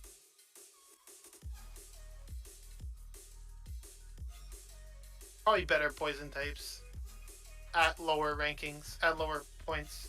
Not sure what you're getting for Beedrill as opposed to A Bomber Snow's good. like Muck. A Bomber Snow What Beedrill does what good against Abomasnow? better than Nidoqueen and Golbat. Yes, but not. But what about regular Muck? Kanto Let's. Muck is 1 point, right? Beedrill, you do okay. You do okay against Psychic types because you do have the X-Scissor, but also you do take super effective against Psychics. How does Beedrill do against Oranguru? Because you do have the X-Scissor. Yes. What about and a Bug Bite Beedrill? Would you consider running Bug Bite on your Beedrill in this meta? That's Legacy. So, I'm just wondering. I have gotten success with Infestation in the past. No, Infestation sucks. We've already gone over this. Bug Bite is the way to go, right? One of my best cups was due to me running Infestation Beedrill. So this is versus what? Muck? This is, Okay. yeah, running Bug Bite. What did you want to see? This is Alolan Muck. I imagine... Oh, shoot, yep. Let's just go Poison Jab for that matchup. And this is in the 2s as well. Yeah, I did a couple Mega Altaria. I have Oof, enough look candy at now to Mega Evolve one. Beedrill, yeah, it's just a drill run, right? It's gonna beat a lot of the other poison types because of the. So that is one benefit of Beedrill. It will beat the other poison types really well. That's pretty close. With Poison Jab, not even with Bug Bite or Infestation. It's only close in the 2s though, or the 1s. Yeah, you're right. It doesn't look that each close. confusion is 16% damage. All And right. So. usually most people run Shadow Beedrill, do they not? Or is regular Beedrill preferred? In No, I think you're right. Yeah, Shadow Beedrill is probably a bit more common. Whew. Whew. Then you just get confusion down. Yeah. Okay, let's go Buzz Bite, normal confusion. Normal Beedrill.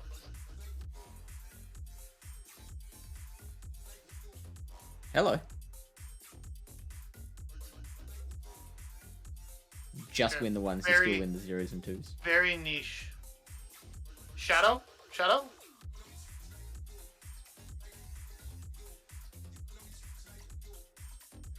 Pop-on. Oh, you're winning all the 0s. Okay. That's something. Now, I'm gonna try Infestation. We go normal, then Shadow.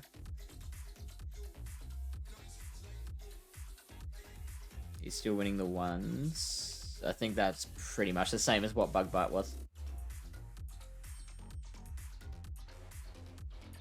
And you also have to be really good with your move timing with Infestation, right? Do you? Because it's like it's a 3 Like a turn 3 and then they versus have a a 4 4, turn. yeah. So like you need to make sure you're kind of like doing the old skipping rope timing, because if you throw one at the wrong time, it really will screw you.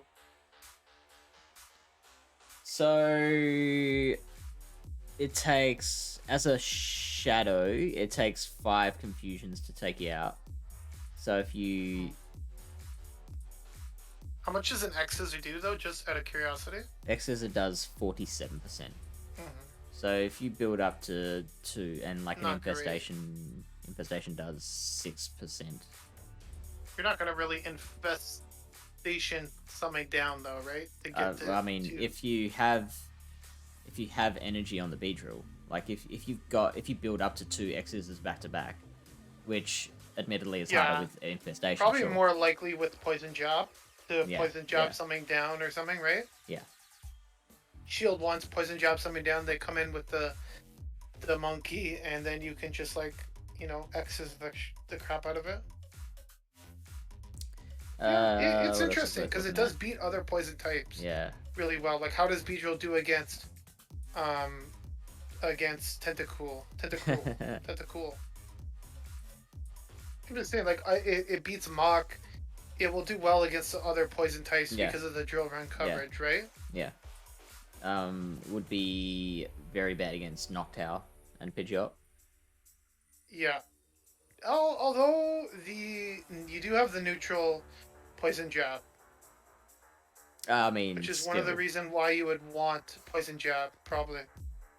So you don't get normal Beedrill is losing all the 0 shields, but I think Shadow won the 0-0. Bait dependence is the guy going straight acid spray.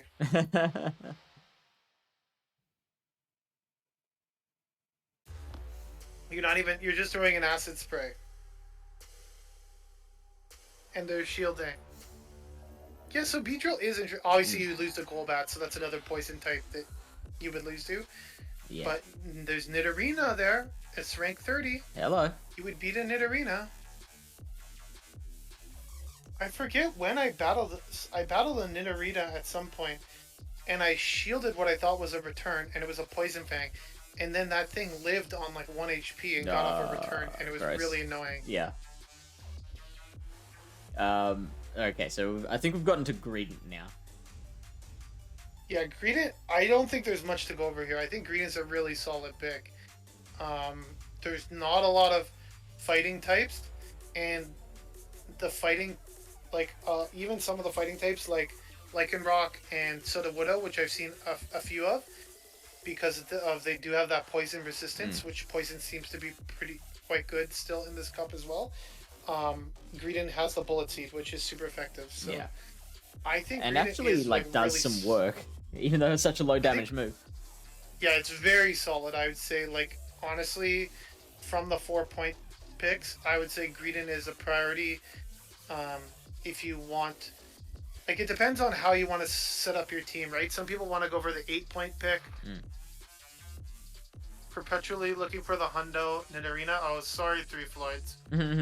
I wasn't sure. So after I finally finished the Lickitung, I finished the Lickitung 2 days before regional started. I finally got it up to its level 50. So now I'm back to working on the Spindo. I'm looking at just a picture of all the meta picks, and I can't see anything that Greedent wouldn't have something to hit it with. It's super safe. It's super safe. There's not a lot of things that it would just wall it or anything, right? Maybe if Zion's running Heracross, it's probably pretty bad. The first superpower does 71% damage, which is huge. So you could back-to-back superpower it. So just think, if it's just chipped a little bit, let's say there's a lead matchup or something, you stay in a little bit, you throw a couple fast moves, you take a body slam, then you switch to your Beware or something. They might think oh, I'm resisting Shadow Claws. I don't know. Yeah. Interesting matchup. Again, you have Stomp, but we'll let it slide. Oh yeah, that's true. Yeah. It really like Stomp for this cup. Yeah. So now I'm thinking like, how do you tackle all of the normals? Like, is Lycanroc the way to go? Like a counter user that's not weak to the confusion from.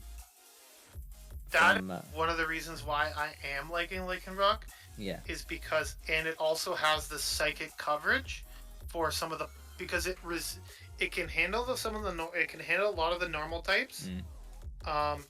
It does well against, it does pretty decently well against like the confusion users, such as like the main one being a Ranguru.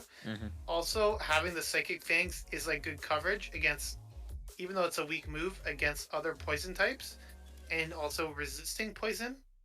It is nice. Again, you have to be careful of grass and water, but I do like it. You can also run Lycanroc midday if you want to rock throw some stuff. And Drew Run, which is really interesting on the midday. Yeah. So they have the same stats? No. They do not. Real glassy. Megahorn is probably preferable in this cup just because of the psychic types, like the Ranguru and the Cresselia and stuff like that. I think Megahorn is probably the way to go. Blast Megahorn. Neither of them have Megahorn. No, we're talking about. We're just quickly talking about Heracross, but. Oh, cool. No. You want Stone. You could also run Crunch on Lycanroc Midnight if you wanted to. But Stone Edge just hits so hard. Like, I forget what I Stone Edged, and it did way more damage than I thought it was going to do. Like, well, I mean, as a coverage move, Crunch would probably be a lot better than Psychic Fang. Psychic Fang's just lower energy, and it's a guaranteed debuff. That's why I like it a lot as a... Cool. Yes, I did see...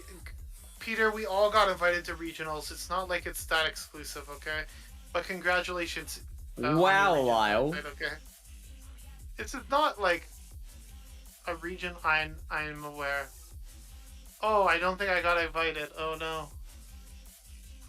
I hope you don't get invited now. I'm only like 140 in the world, but I definitely shouldn't get an invite to regionals. Yeah, but right? like maybe after hearing comments like that, they were like, "No, we can't have this guy representing Silph." I got a regional invite. Wow, look at that. Lycanroc versus Copper Gregus. I'm sure you got an invite too, Zion. If you did like a couple turn events and did okay, you got an invite, okay, buddy? There might be people watching who don't take it for granted. Last year, I remember being excited when I got a regional invite because I only made it to Challenger last season. Oh, unranked this year? Oh. That's not cool, man. That's not cool. We don't unrank. Then you're just hurting the people you beat. That's the way I say it. When you're smoking those foos with your tentacles. Say what now? Thorving. Oh my god. It's like, you meanie head. Yeah, Lycanroc is good. Oh, let's go up against Tentacruel. Marowak would... This is a bait dependent. Look at that. Oh, I mean, this is going straight Crunch. Isn't it? No. Oh, no, crunch? Sorry. It's a Crunch bait and then a Stone Edge. Hang on. What if we turn off baiting? Wait, no. Why are we using Crunch? Instead of Psychic Fangs. Because of all the Ghost types and Psychic types around. No, there's no molding here. There's no molding. This is my normal level of sassiness when I'm dealing with fish. Okay, so yeah, it is a bit worse if you don't have the Stone Edge. It cannot take moves. That's fine. Yeah. Neither can the things it's battling against. How much does the Stone Edge do? How much does the Stone Edge do on Marowak? 92%. Right. That's the... He came for the molding. Welcome, Slyfrit. How's work going for you? It would make a great closer. That's the pros and cons of it, is that it just hits so hard.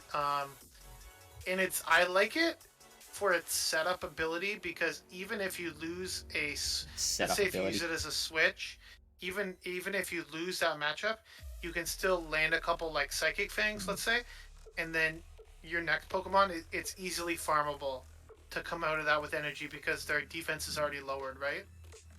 So then what about Sudowoodo? Sudowoodo has a bit of the I like to call it the Quagsire complex. Pseudo good. No, it's clunky. Again. Yeah. Its low energy move is Rock Slide. Yeah. Which is what, 45 energy? It is. And Psychic Fangs is 35 energy. Mm. So counter generates 7 energy per counter, right? Yeah. So 7 times 7 is 49 okay. Minus 45 is 4. How many more do you need to get to the next one? 6. Right. Okay, we're good. We're good. But it's 5 every time for Psychic Fangs, right? Yeah. That is the only benefit, in my opinion. Sudowoodo, you have Rock Slide, which is technically better-ish than Stone Edge. Yeah. Depending on which way you want to look at it. You do have the Earthquake coverage, which is nice. But again, if like Sudowoodo had Rock Slide Psychic Fangs, oh, for sure. Sudowoodo would be the better pick because it's also bulkier too. Like, look at the stat product. Sudo is at what? 1905. The 1905, so it's like Lycanroc was in the decent-ish. 1600s. And then look at Lycanroc. It's in the 1600s. Is it that low? Yeah. Why you take it 4 point? Because I was ready to move on. 1668. Yeah, so that's the benefits.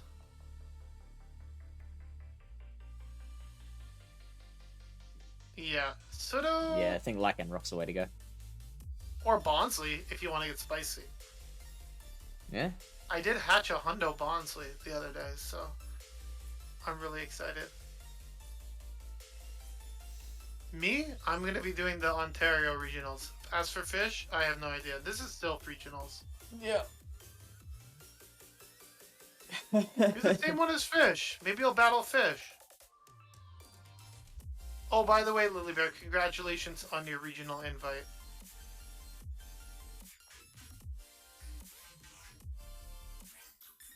Honestly, Melbourne or Sydney? It doesn't matter. You could probably do Ontario regionals if you wanted to. I don't think it matters. There's nothing stopping you from doing Ontario regionals, is there?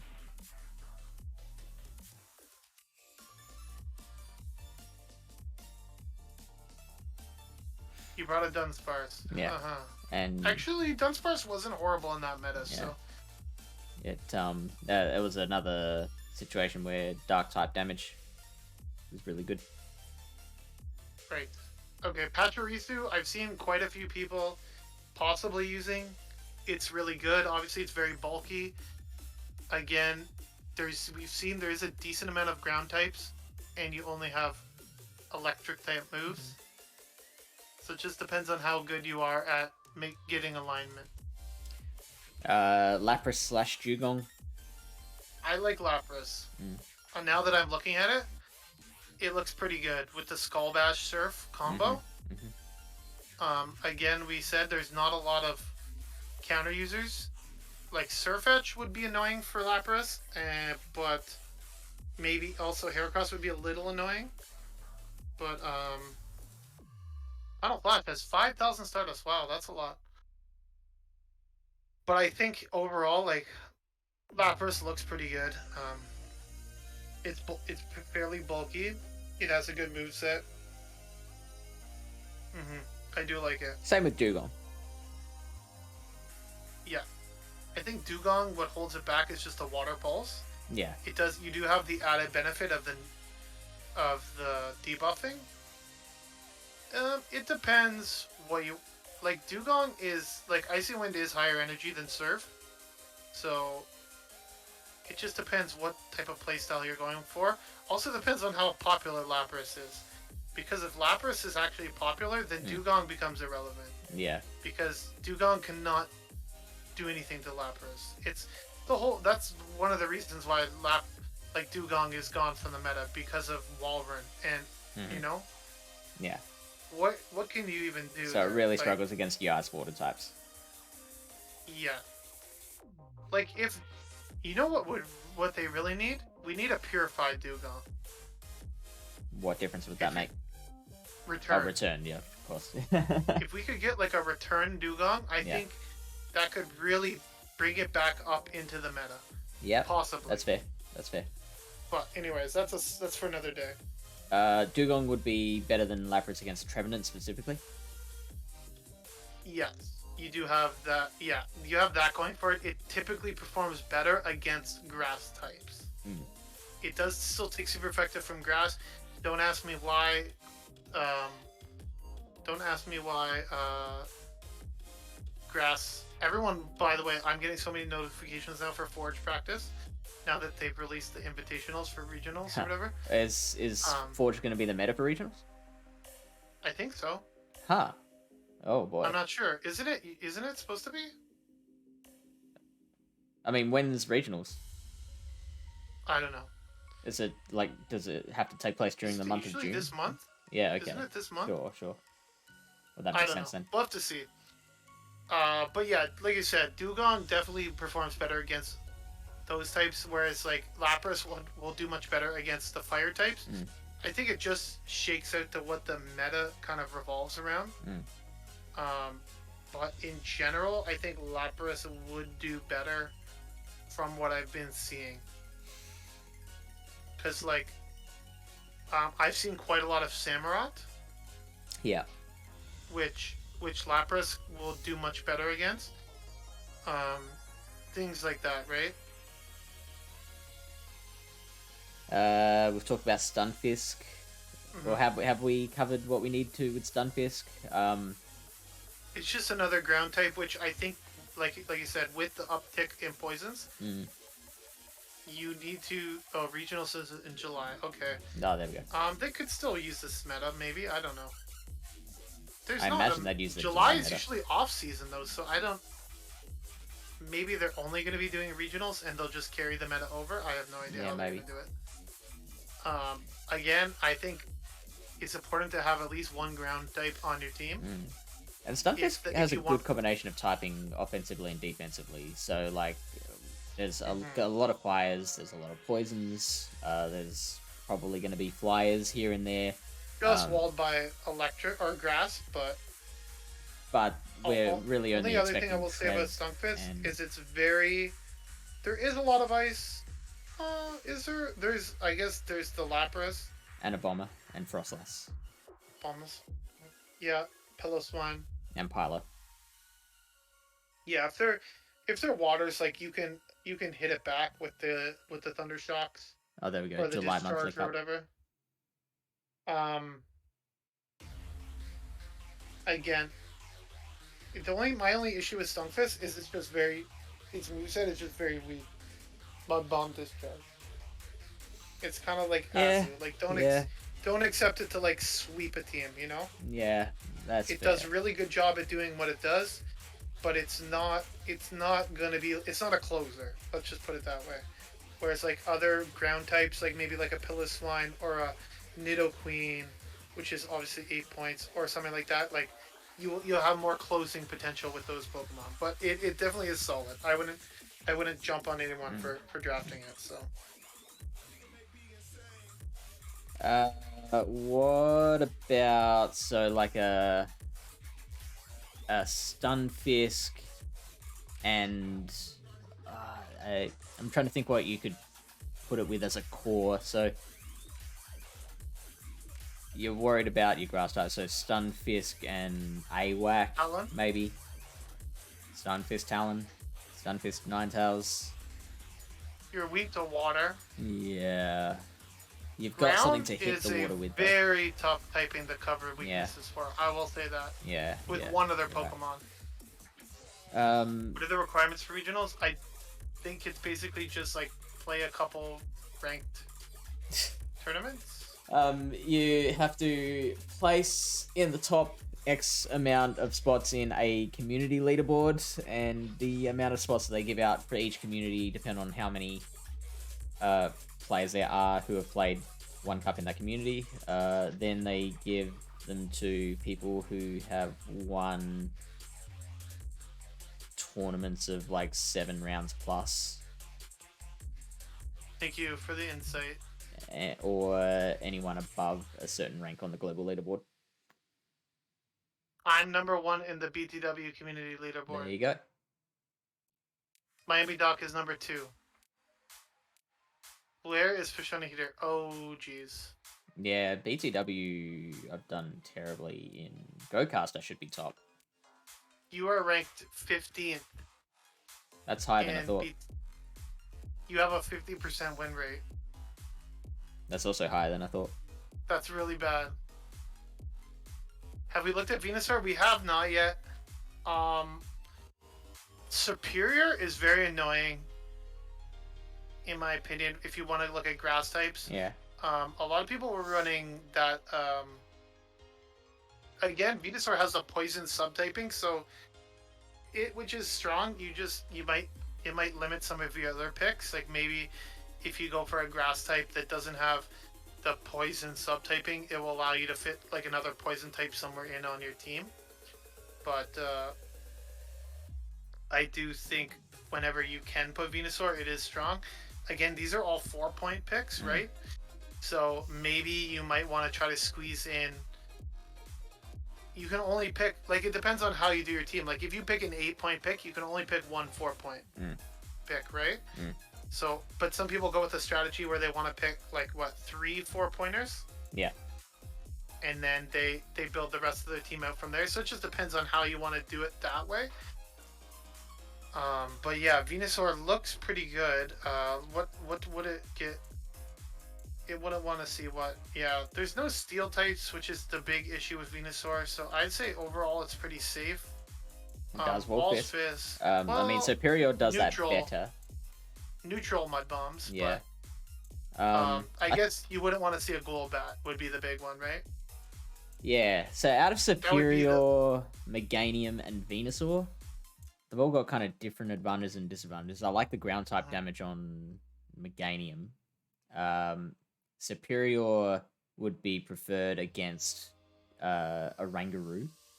Superior is just annoying as fuck. Like when they start getting off those leaf tornadoes, and they're not even building up to the frenzy plant. Yeah, they're just getting those leaf tornadoes, and they're debuffing you, and you should be winning this matchup. Like, and then you start losing. You're just like feel so bad. I think I once saw Wholesome go straight leaf tornado with in Ultra League versus Giratina, and Superior came out on top of that matchup. Wow. So that's the power of Leaf Tornado. But overall, moveset wise, Venusaur definitely has a superior moveset for sure. But they do both have Frenzy now. All three have Frenzy. Yeah, of course. Venusaur would be better against your other poisons, except Golbat. They all get just hard done by. And the other grass types. Yeah. Like. Yeah, Jumpluff is interesting.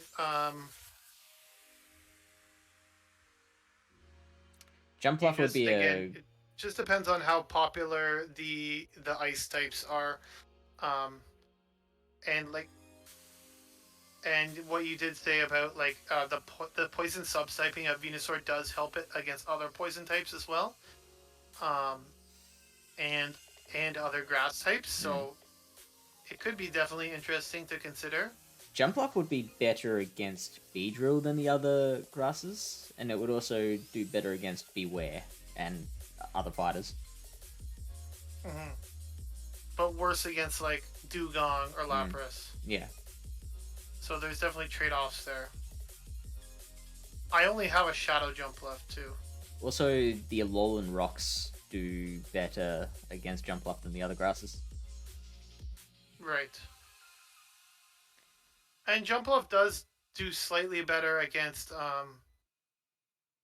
against the fire types, Oh, does it? like With Marowak. acrobatics. Well, yeah, like Marowak, because Mm. like other than Meganium, which you do have the Earthquake. Yeah. So it's all pros and cons. Yeah, I think it depends on your team comp. It also depends on how you want to build your team. Like, are you the type of person that wants to start with like an 8-point pick, or are you the type of person? I'm probably looking at more balanced. Yeah, I know a lot of people prefer to go with the multiple 4-point picks. Yeah, I think you're losing too much by spending on an 8-point, like, things that you're not getting back by the fact that you're getting a better Pokemon. There's a lot of good 2 and 1-point picks, like that I really like. So speaking of which, let's move into the 2-pointers. Kind of the dilemma, because like I'm looking at the, like, I'm just like ignoring sometimes like the 4-pointers because I'm looking at some of these 2-pointers. So I'm like, yeah, all right. Like a Rangaroo, it seems like it's going to be basically on every team because it's super cheap and it's super good in this meta. The psychic normal typing, it's like really strong. But we've also talked about ways to beat it. There's ways to beat it for sure, but it's not like you're going up against like a Registeel and you're just like, what the frig, you know? What I want to know is there anything that walls it? Like, is there any hard counter to it?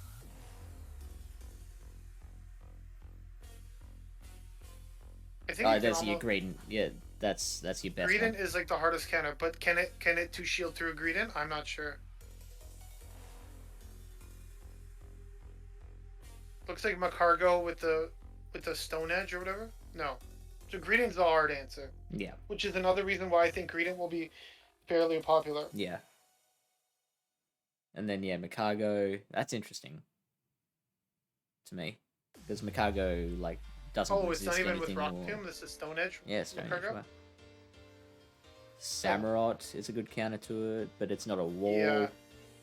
But Samurott is a little glassy. Yeah, Arachnid. There you go. Like that's because of the bug bite. Yeah. Again, I'm not sure how popular Arachnid's going to be, but any of the bug types do pretty well against it. I don't actually mind Crustle. I think Crustle's got some. How many points is Crustle? 2 point? It is a 2-pointer. Yep. 69th ranked. Nice. I saw that too. Wasn't gonna say it. So we'll get to Crustle. We'll take a look at some of those matchups because I think that's really interesting. Your Alolan Rocks and your Zapdos and Luxray. Rollout. If you want to test rollout, here you go. Let's go rollout. Yeah, I think rollout's the way to go, right? Yeah, and you don't even need to run Rock Blast. You can run Stone Edge Wild Charge. Yeah, I think so. Because rollout charges super fast, and it does absolutely 0 damage. So like, have you ever seen someone try to roll out something down? No. It's sad. It's very sad. I don't even think you could roll out down a Talonflame. Surely. From like half health? Like, I don't even think you could roll it down a Talonflame. Yeah, it would take a lot.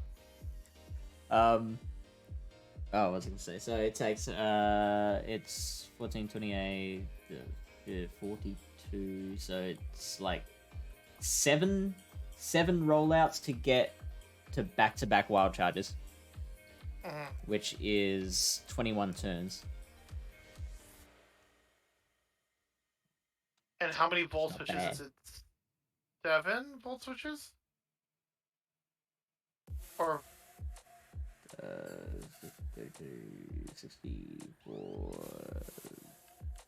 to get to back-to-back. You need 6 volt switches, so that's 24 turns. So, slightly faster. Yeah. But again, volt switch is just doing so much more damage. Yeah. That's the benefit to it. So maybe you do actually want volt switch. It just depends on what you... Yeah. It depends on what you want. Hello, Alien. Aura. Hey, Aura. I don't like Luxray. Ever since I was playing with it in the other cup, I think it's too bait dependent, Well, and Spark is just not great. I think a lot of those bait dependent ones are like it's a high risk, high reward thing because it's. I came against a lot of people who were running Luxray, and they knew exactly when to bait and when to nuke, and they were able to like crush me with that knowledge. I don't know. I just I ended up tanking a lot of psychic bang, being like, oh, psychic bang, and then they would Sorry, log what was charge that and I again? would shield it. Psychic bang. Um, It sounds more. It sounds worse than it is. You say psychic fang, oh god, that's horrible, and then you see it like land on one of your Pokemon, and you're just like, ah, no, okay. it's like a psychic tickle. Yeah. Quillfish is always interesting when it's Yeah. in a meta, just because of the spam potential. Mm. And it just hits super hard. So like, cause you get to those Aqua Tails super fast.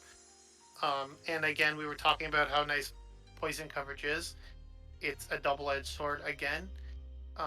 Zapdos, I wouldn't probably go anywhere near. I think there's other better flyer types and better electric types. I would probably go over like a Galv or even a Golem or Graveler over that. Gligar, you're worried about the ice types, so Piloswine's a problem, Abomasnow, Frostlass, Lapras, they're all issues. Articuno is there apparently. Haven't seen anyone using that yet, but I have seen people use it. I've seen it on people's teams. I haven't seen anyone use it in a battle against me, but I haven't done. I don't have a non-shadow Articuno under Great League level. So Sure. rip. Sure. Lurantis, that's going to be a popular one. Lurantis was pretty popular. It's like a lot of these Fury Cutter users are getting a lot of attention because of the Beat Screen and a Rangaroo. Yeah, that's why. Loses to Trevenant, loses to Lapras apparently, which is interesting. I think it's just because it's not exactly the bulkiest Pokemon. You see it at 1760. And it's running Leaf Blade superpower. Is there any reason to run X-Scissor? I don't think so. Yeah, I think I agree. Like, you're probably still losing the Trevenant matchup, right? Yeah, probably it would make it a little closer, but X-Scissor is like a pretty weak move. Yeah. And it's also pretty... I think Superpower is just nice because of, like we were saying, of all the normal types. Like, I don't think you're beating Greedent and Lickitung if you don't have Superpower, right? So, is it really worth, like, maybe beating a Trevenant? Yeah, you're to right. To lose to Lickitung or a Greedent? I don't know. Because, again, look at, it beats Oranguru and Greedent, which, from our initial... If Oranguru's really going to be one of the more popular picks, and Greedent's going to be one of the most popular counter picks, then you have something that can actually beat both of those, right? Yeah, that's a big deal. Ariados. Hard walls Lurantis, so Yeah. depends if you want to go anti Lurantis. Let's Ariados check out is always good. You do have the lunge, but again, like Nidoqueen, if Nidoqueen is popular, it's not great. Marowak, if fire types, especially Marowak, oh god, don't even sim it. It's just a... No, I was thinking... Rangaroo. Yeah, Rangaroo. That'd be an interesting one. So it is losing pretty badly just in your straight. Yeah, you would probably win the zeros with Megahorn, but other than that, you're Megahorn, losing. yeah. Because, how much does the lunge do? 51%, so it can only tank one lunge. It is baiting here. The confusions are doing 15%. That's way too much. it's the pros and the cons of the poison subtyping. Honestly, like poison is such a good typing in this meta, but there's a couple stupid Pokemon that run confusion that really get in the way of it Jerks. being like super dominant. If it wasn't for like a Rangaroo and like maybe like And the ghost types Hypno in general. and yeah, some of the other ghost types, like poison would just be busted. Yeah. They really help balance it out.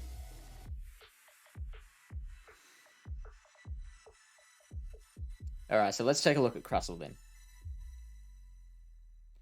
You're crushing Frostlass, you're crushing Natails, you're beating Noctowl pretty comfortably. You get hard walled by Nidoqueen. It loses to I think that's Trevenant. pretty close against Noctowl, considering it is a flying type. Yeah, but obviously, Neutral damage, right? neutral damage. Yeah. Loses to Abomasnow. Interestingly. It Probably not the Shadow, but the regular, probably. maybe. It does win more than it loses against the meta. So you're worried about Beware. Obviously, it's resisting both the X-Scissor and the Rock Slide. Basically, losing to any fighters. Bring your Crustle again is I like it in certain metas. It is good, but it is quite RPS Pokemon. It is, yeah. Like if it's in a bad matchup, you're in a bad matchup. Mhm, Like mhm. you're just gonna get smacked around, you know? Literally. Lurantis, Snorlax, Gengar, Noctowl. Yeah, so far these wins aren't really instilling a lot of confidence either. I mean, the Oranguru is a big one. But again, I think there's other Pokemon, like I said, like the Greedent also beats Oranguru, but I think it will do better overall. It does beat Greedent and Oranguru, so it has that going for it. And Galf. It definitely has a place in the meta for sure. And I definitely wouldn't just like brush it off. Because you have ability to beat basically Bug, Ice, Fire, and some other normal types. So but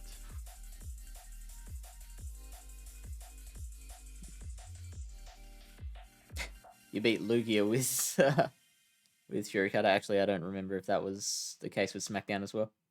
yeah, it was. Okay, there you I would hope so. go.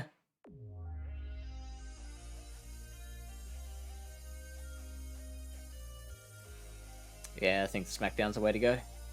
Usually is.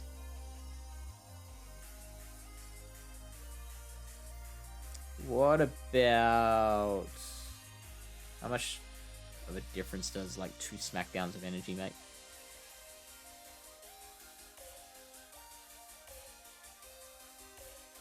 Huh.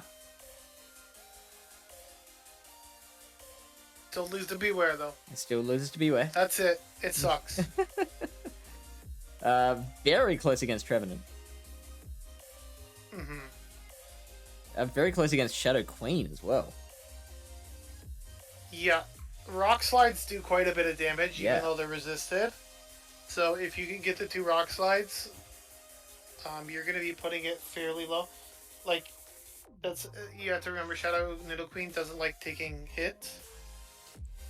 Yeah. So, I mean, potential safe swap, but with the With the I guess caveat not that that it will just get safe. completely walled by certain things. By certain, yeah, but like certain things that might not be on your opponent's team, like how many people are going to run Quagsire? Are going to run what? Quagsire, for example. Like, how many times are you actually going to... Stamarot, I think, is going to be very popular, though. Yeah. But that's kind of a thing about point-based metas, is that, like, even the best stuff is not going to be as popular. I'm not like sure the most popular picks aren't going to be as... 2 SmackDowns? Say again? Yeah, that was two SmackDowns. I don't think 2 SmackDowns is a safe swap. So Maybe what? one One? SmackDown. One SmackDown. All right. Let's see what that SmackDown's 3 turns. How slow is this person that you're battling? does. Takes them 6 turns to realize that you've swapped in a Crustle? Wait a minute. This is a Crustle here. Let me just. That's still not bad. 70% wins. Battle.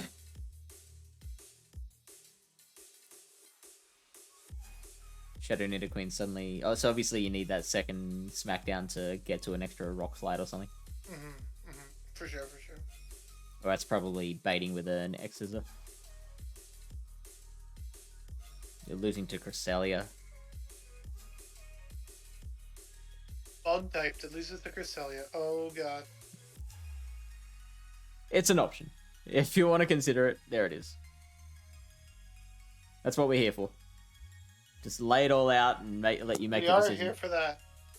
I like the. You said Gorgeist is interesting. It's okay. I've personally been using the Lycanroc quite a bit, and it seems pretty solid. Again, very glassy, but I don't mind having a couple glassy Pokemon like on my team. This depends on how comfortable you are using them. Like, what do I have? Chicago? Like, I have Coffin, which is pretty bulky, right? And I also have Arangaroo currently, which is, like, also decently bulky. So I'm not exactly, like, glass cannons all around, but... What do you think of Macago? I think there's too much water in this meta. And it really doesn't have much against the water, especially Quagsire. And ground. Decent. Like, you know, there is a place for it, but I don't know, like, it's not... What I'm finding, I'm starting to, like, realize more and more what my playstyle is, and Macargo is not my playstyle. Yeah. This You is like a don't like Bastiodon. RPS. Like, you don't like things that can get hardwalled. Exactly. I don't feel like it's good in certain situations, and depending on your team comp, it might be a nice pick, but it also has some big issues. I want to find something like you and I both. I'm pretty sure it's still Macargo will still lose to Lapras because Probably. Lapras can tank a Stone Edge, and they'll Can it tank a outpace you. Stone Edge? Oh, for sure, it's a Lapras. Plus the Incinerates? Probably, I don't know, but like you don't want to take a Surf, that's for sure. Yeah, yeah. Fuck, that thing will like does so much damage. But also, are you running Stone Edge or Rock Tomb? I would probably run Rock Tomb because I'm degenerate. I just like the debuff, and I think Macargo is best utilized like as like sort of a setup style. So you and I both, during Firefly, we found out just how insanely good of a safe switch Raichu was. And I want to try and find something like that again, that it's like Raichu just didn't have any real counters, especially with like half of It had Galvantula. I mean, even then, like two wild charges was enough of that. And so if you're willing to spend shields and your opponent wasn't, then I think that Pokemon is a Rangaroo. I get, well, no, because like there'll be Greedent that takes care of that. But for sure, there's still like there was still things that, depending on your opponent's team, that you didn't want to see. With Raichu. But there was no ground types. Like that was the thing, right? Like I think that was a super unique scenario. And I think also because so few people, like, I think there's going to be so much more attention on Oranguru this month that people will make sure they've got several answers and good answers. Yeah, I've already been planning for it, so yeah, it makes sense. Honestly, I think people are gonna use that muck as a safe swap. Yeah, that because you saw that you saw that even versus like the Oranguru, it has win conditions. Surf Etch, Peter. Surf Etch runs Night Slash. Um,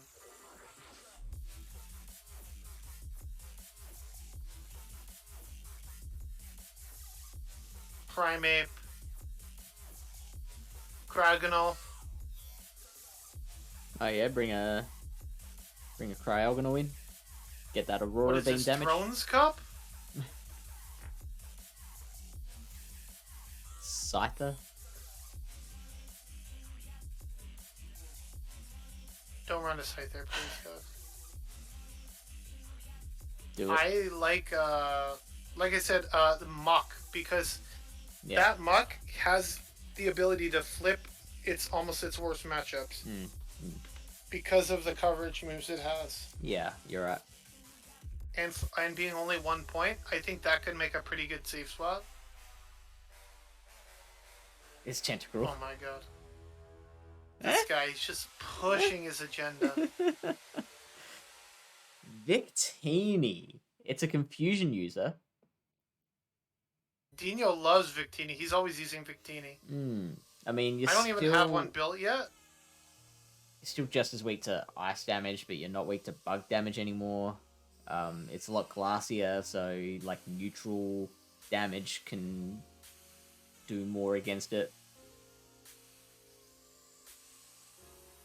Yeah, I'm not sure how it does against, because people keep trying to squeeze in things that have dark type moves, right?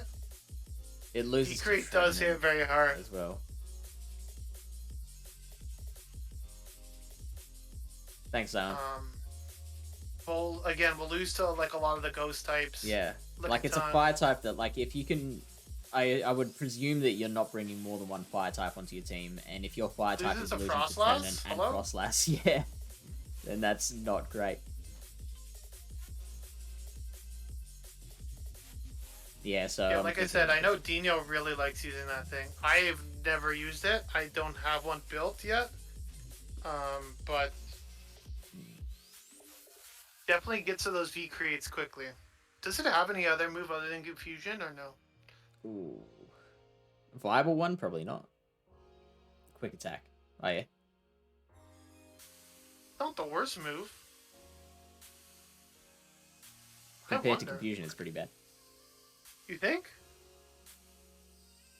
Let's check it out. Simon versus Ranguru with Quick Attack. Quick Attack. Quick Attack's not that bad. Like, come on.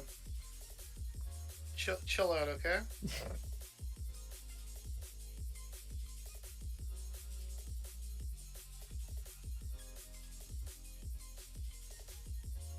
It's close. What about with Confusion? Look at that. Wins the 0s and the 2s with Quick Attack. Quick Attack is the best. Yeah. Boom. Quick Attack OP. There you go. So it flips the 0s with Quick Attack. I love a Quick Attack. You always go first, right? Always what? With a Quick Attack? Always go first with Quick. Yeah, I wish that With were a Quick thing. Attack. That's Drift like a main Link. series thing. I just think Drifblim is kind of overshadowed these days. People still like it. It does have that nice icy wind coverage. But, I don't know.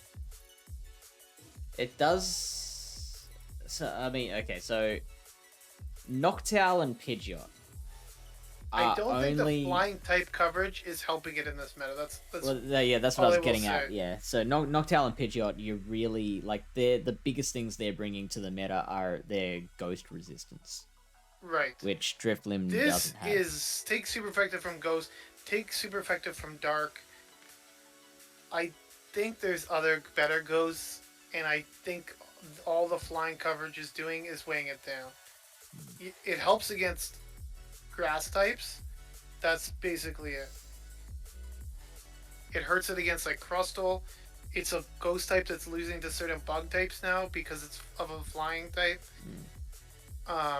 and it also will be worse matchup against the ice types. You'd probably be better off bringing Gorgeist. It would do better against your poison types. Sure. Then Gorgeist, yes, but then other ghosts, not necessarily. And like that, and the Muck, which is one of the most popular poison types, has Thunder Punch as well. Right. So. Okay, so Lugia. Oh, Salazzle. Articuno, I think, is very interesting. I will say, I'm not sure it's good, but it definitely is interesting typing for this meta because I think Ice type is pretty good, but then again, I think there will be quite a lot of electric types. This thing, I would love to try. Salazzle. If I could ever freaking get one. Yeah, right. I hatched another one when I was in Vancouver. Female? Yep. Nice. No, male. Oh, bummer.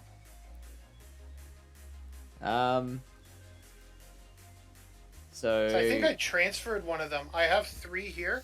I'm pretty sure I've hatched 4 now. Okay. And they're all male. Yeah. What's the Yeah, I've had 4. And I have a 198. What's the gender breakdown? It's like 1 in It's like 8? 12%. Yeah, right. It's really bad.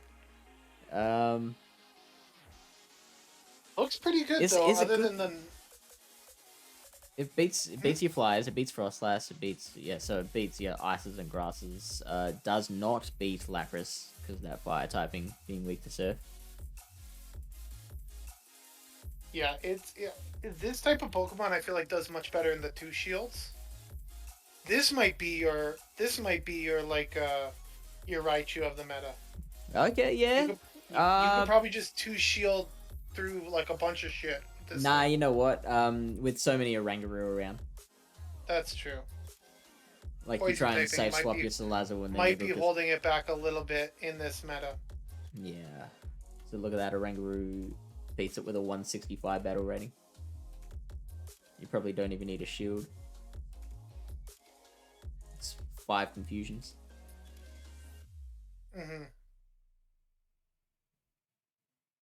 How much does the Dragon Pulse do to Oranguru? Just curious.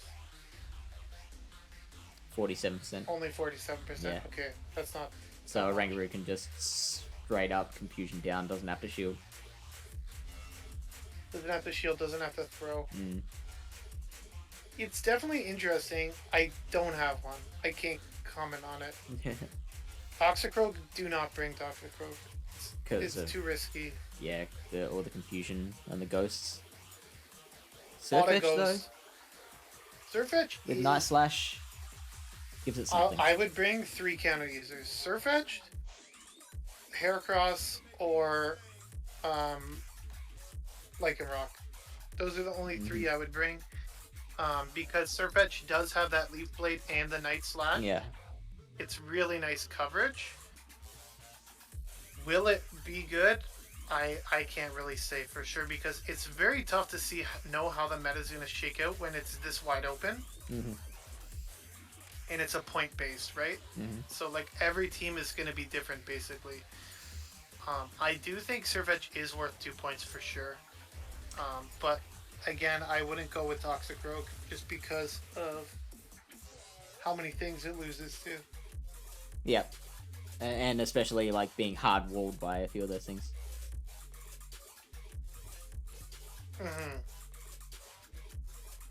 Talk about Mole is interesting. I didn't even know it was in this meta. There's probably just better. I just assuming that the ice water types are better. And probably Quagsire is better. Aloe's a little like Dugong where its bulk and consistency gets it wins that you don't think it should.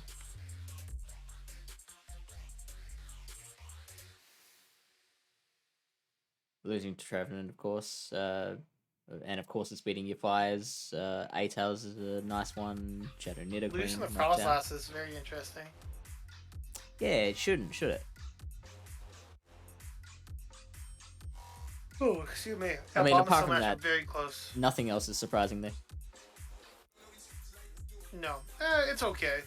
Again, there's other picks. We keep going down. I'm not sure exactly. I think a lot of my picks are 1 point. Quagsire looks pretty interesting. Yeah. Gallade, don't think it's worth a pick because of all the dark type stuff. Like it, I don't know. There's a decent amount of other psychic types here, right? Which you're gonna basically lose to as well. So the advantage with Gallade would be getting a confusion user that isn't weak to dark, but it's so glassy that the neutral dark type moves are probably just doing plenty of damage to it anyway, and you're weak to Ghost, which Oranguru was not. Okay. Primeape, you could also consider Primeape, but I just don't think. I think Surfetch is probably just better. Yeah. All right. I think we're up to the 1 points on the home stretch. I'm trying to think where my. I think a lot of my picks, because I picked an 8-pointer, so a lot of my picks get from the 1 points. Piloswine, I love this one. We've talked about that a lot already. Because Muck's so popular, we're trying to get a ground type on teams to help with some of the poisons. Mm-hmm. And this thing beats. Look at it. It destroys Noctowl. It apparently beats Talonflame with Stone Edge. It beats Nidoqueen. Kratz is very close. It has a lot of really good, not hard losses. I'd say it at least gonna get shields. Out of those matchups. So again, you do have the ground typing to help against And of course, any Pokemon you look at, you gotta match it up with a Oranguru. I think I had a match with Miami Doc. We did a practice battle. So I had Shadow Gyarados into Oranguru lead, okay? Mm-hmm.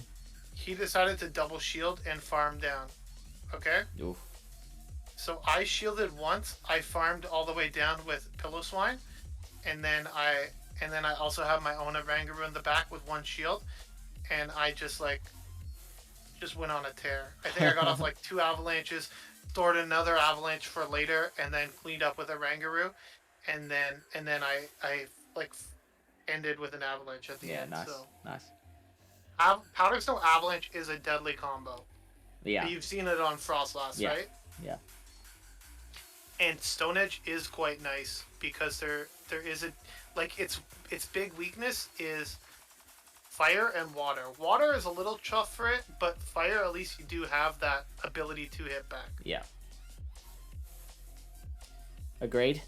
And an avalanche is doing 46%, so that plus some powder snows will take out an Oranguru. You do need, from a standing start, you need the 2 shields. But it is pretty close. Safe swap. It is a very close matchup, right? No, because you don't get the 3. Yeah, you're right. But again, it's super close, and if what happens if you just how much health is it left with if you just chip it a bit? With how much health is it left with at the end? The Oranguru, yeah. This is in the 1 shields. Monkey's got 17 HP left. So, let's say you're in a lead matchup that you're not exactly super thrilled about. Maybe you're worried about something in the back they have. You do a couple Dragon Tails with a Gyarados or a couple counters with a Lycanroc or something. Then you switch in Piloswine. At that point, you probably win the 1 shield.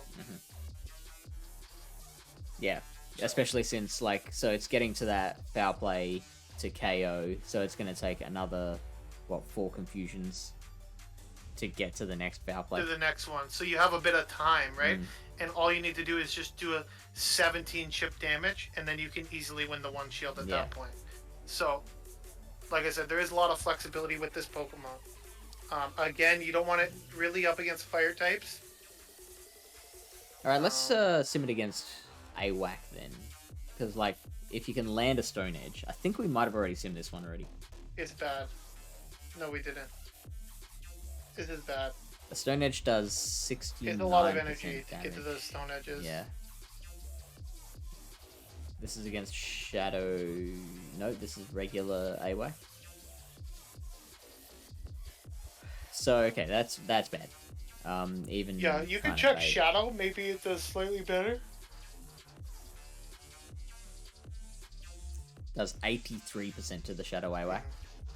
It's... The Stone Edge is not so much for, like, winning a one-on-one matchup. It's more for, like, end-game scenarios, in my opinion. Yeah, I agree. It's like end game, shields are down, like Mama or Pillow can close games, right? You avalanche something, you farm it down, you stone edge something else, bing bang boom, combo play. That's where its power is. Yep. It's not as powerful when shields are up. And that can be done with Powder Snow. Powder Snow's like I have decided, speaking of like analyzing our own playstyles, I think I am leaning towards Pokemon that are really balanced between their fast move pressure and their charge move pressure. Yes, like more of like a Powder Snow Vine Whip as opposed to like a Mudshot or a Charm. Yeah. Because like yeah, mudshotting things down is like very difficult. Mm-hmm. Whereas like if you look at my regionals team, for instance, let's just say, like basically the only thing I have that doesn't do any fast move damage is Registeel. Yeah. But other than that, everything I have is like Walrein, Nidoqueen, Sableye, Lickitung. Like I like to have some damage with the fast move, like you're saying. It can be very important. That's why people prefer Bug Bite on Arachnid. Yeah. Because it just gives you benefits and like it gives you farm options, whereas with other moves that just generate energy, you don't have quite the same farm option, right? Like running Infestation in Open Great League battles, I have come across situations where like I've landed a Bug Buzz and then my opponent's on like 20% HP left, and then I'm in a really awkward position because do I build up to the next Bug Buzz and KO with that, or do I try and Bubble Beam them down, which you need like a couple of Bubble Beams to do it. One's still not going to be enough even with the infestations. So yeah, Bug Bite avoids those kind of situations.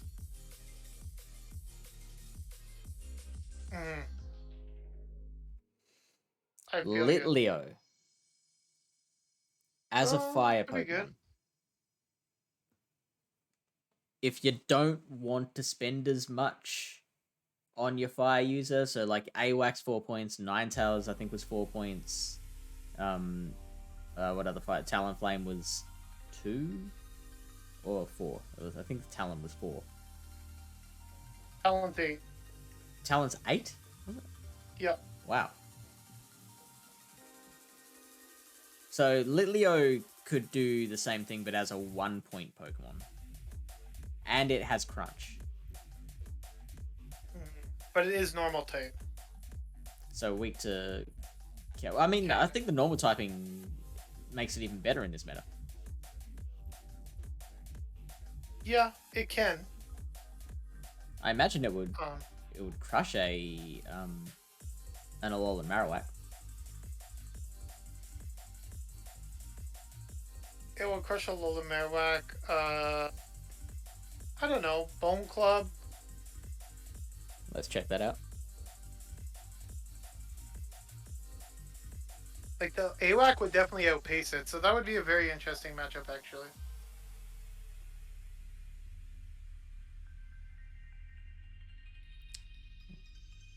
So the Bone Club's doing 30%. Crunch is doing 48%. Yeah. Okay, the AWAC does win the 1 shields. Wait, how much has that fire spin doing? 3.5%. What about Shadow? Is this Shadow or regular? That's regular. Far out. Wait, so if a Bone Club's only doing 37% damage, how is this? Oh, hang on. This is in the 0-1. That's why that's happening. There we go. Yeah, so I mean, Shadow's still winning the 0s and the 2s. Mm. Yeah. It's Ember. It's the problem is Ember. Maybe. Yes, it is. Ember's trash. Maybe. Lilio wins the 0s against the regular Marowak. Mm-hmm. What about Ember Ninetales? is just like if you gave Litleo Fire Spin, or if you give it like Incinerate or anything like that, it probably does much better. Ninetales wins with only fire type moves. Okay, forget about Lilio. That was a good experiment. I don't like Litleo. Man, it's a darn shame because like that Only offensive time and Litleo defensive is good typing is when it's going against like other normal types with like ghost type moves. Right. Like if everybody's running Lickitung, then Litleo is gonna be jumping up in the meta, right? Yeah. Muck is very popular. Shadow over normal. I think it's just based in personal preference. Sure. I think the regular might be better because, as we saw, the regular can flip the matchup with Oranguru and the ones with baiting. Yeah, right. Whereas I think the Shadow will just get like farmed. Definitely. Shadow Muck loses to Trevor. Yeah. That's bad. You don't want Muck to be losing to your ghost types. Oh, so does regular Muck. Wow, that's interesting. Mm-hmm. Bulk doesn't have 1906 bulk. Yeah, it's because Trevenant's only taking neutral, right? Yeah. It is a ghost type, and that is a poison type. Typically, ghost type should win that. Right. Dark Pulse is a little high energy. What is it, 55 energy? Or no, it's 50 energy? Yeah. So, it's a little clunky with the Poison Jab Dark Pulse. Like, this next pick is very popular because it beats a lot of things in the meta, and Fury Cutter is very nice. Yeah, so what Samurott does, I've mentioned it in a couple of places, where it allows you, like, Fury Cutter has a little more farm potential than Mudshot, and does the same thing on, like, Swampert is great because if you can build energy, you can just barrage people with Hydro Cannons. Fury Cutter can do that too. Plus, it does a little bit more damage than what Mudshot does. Plus, you have the Mega Horn, which is really nice in this meta too. Yeah. Like, absolutely KO an Oranguru. Doesn't one-shot, though. Plus the Fury Cutters.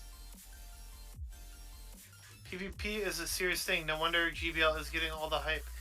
Yeah, it is pretty serious, I would say, for sure. And GBL is getting some World hype. Championship and all. Yeah, let's see how it goes. Can you open the key wins-losses for me here? Certainly can.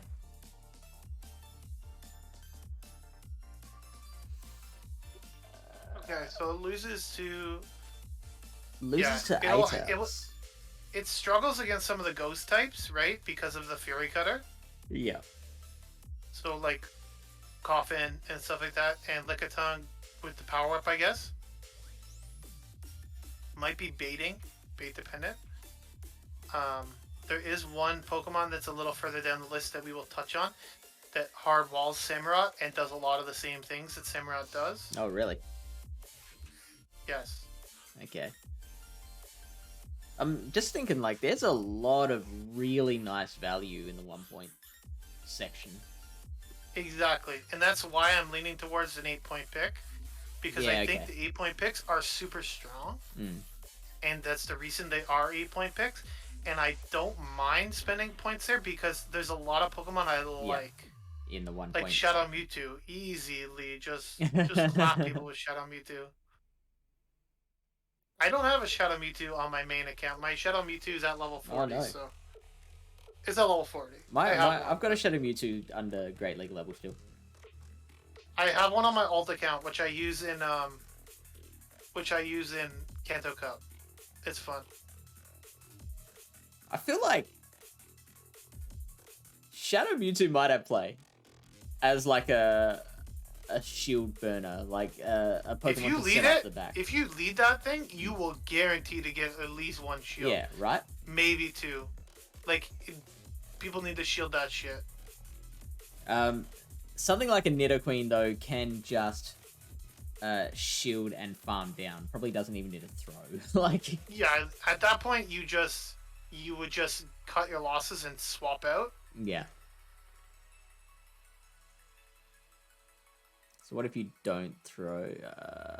I don't think, if I was a Nidoqueen, I wouldn't be building to a... Is it just 5? 1, 2, 3, 4, 5? Yeah, how much does the Poison Fang do? Poison Fang does 52%. So, in this case, if we CMP'd, I would probably just not shield the Mewtwo. That would be what I would do. I would... Look at what health it's at. It's at 89% or 103 health, but it has 0 energy, and you have 1 shield. So you'd basically just sack this thing, get off 1 Psy Strike to burn the shield, and then let it go down. Probably. That's an elite situation. I don't... That's more of my Yeah. playstyle. Like, I don't know if you did you watch any of the regionals? Nah, I couldn't. It, like, took place overnight for me. No, I know, but like, there's been so many recaps and Oh, things. yeah, I haven't seen too much, So no. Dialab had a mini situations where he had the G-Fist against Cindy's K9, and multiple people before took it to the 2 shield. But what he did was he knew he could get to 2 rock slides, so he never used a shield in that scenario, and he would just get the 2 rock slides and get both shields and not give up a shield. Yeah, right. So it's different play styles, right? Do you want to take it to the 2 shields and KO this thing, or are you happy with them being low on energy and having no shields? That's a very Right? big difference from, like, what we just simmed, which was taking 1 shield. I don't think so. And then, and What the happens if Nidoqueen you- having Poison Fang ready for the next Pokemon as well. What happens if you have an Oranguru in the back? Then Yeah, you come in like- Oranguru. Us as the player. I'm just saying, then they might swap out. Then you have shield advantage and switch advantage. That's like, Yeah. that could win the battle Yeah, right there. it could. Yeah, like, of course, there is that situation. I'm just saying, that there's- exists, sure. It's but, just how you want to play it out. as a... It says Mewtwo wins the 1 shield. Yeah, this is with 2 Psycho Cuts energy lead. Oh, okay. Because it needs to survive some extra poison jabs. It needs to... I think it faints with another Psy Strike. How many ready in confusions the does it field. take to kill? Does it take to kill Nidoqueen? Oh, if you're running Confusion. I'm just curious. So should I, like, take off charge moves? It's not gonna throw a charge move. It'll probably take 2-3 confusions to kill it.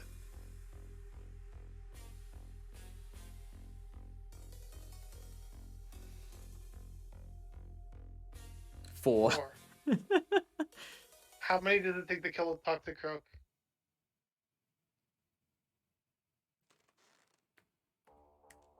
Now this is content. Two's my guess, surely. I'm gonna say 3. The second one just doesn't kill. Ah, right again. Yeah, and you... Oh, wow, that is, like... That is the call of the night. So if they have a bad IV Toxic Croak, you can get it in 2. Wow. That is hilarious. But how much does a counter do? I'm just curious to see how much a counter does to a Shadow Mewtwo. 6.5%. 6.5%. Yeah, that's quite a bit of damage. Mud Bomb does just under 60. Yeah, Mewtwo is super hard to use, right? You have to be really, really a skilled trainer to use a Mewtwo.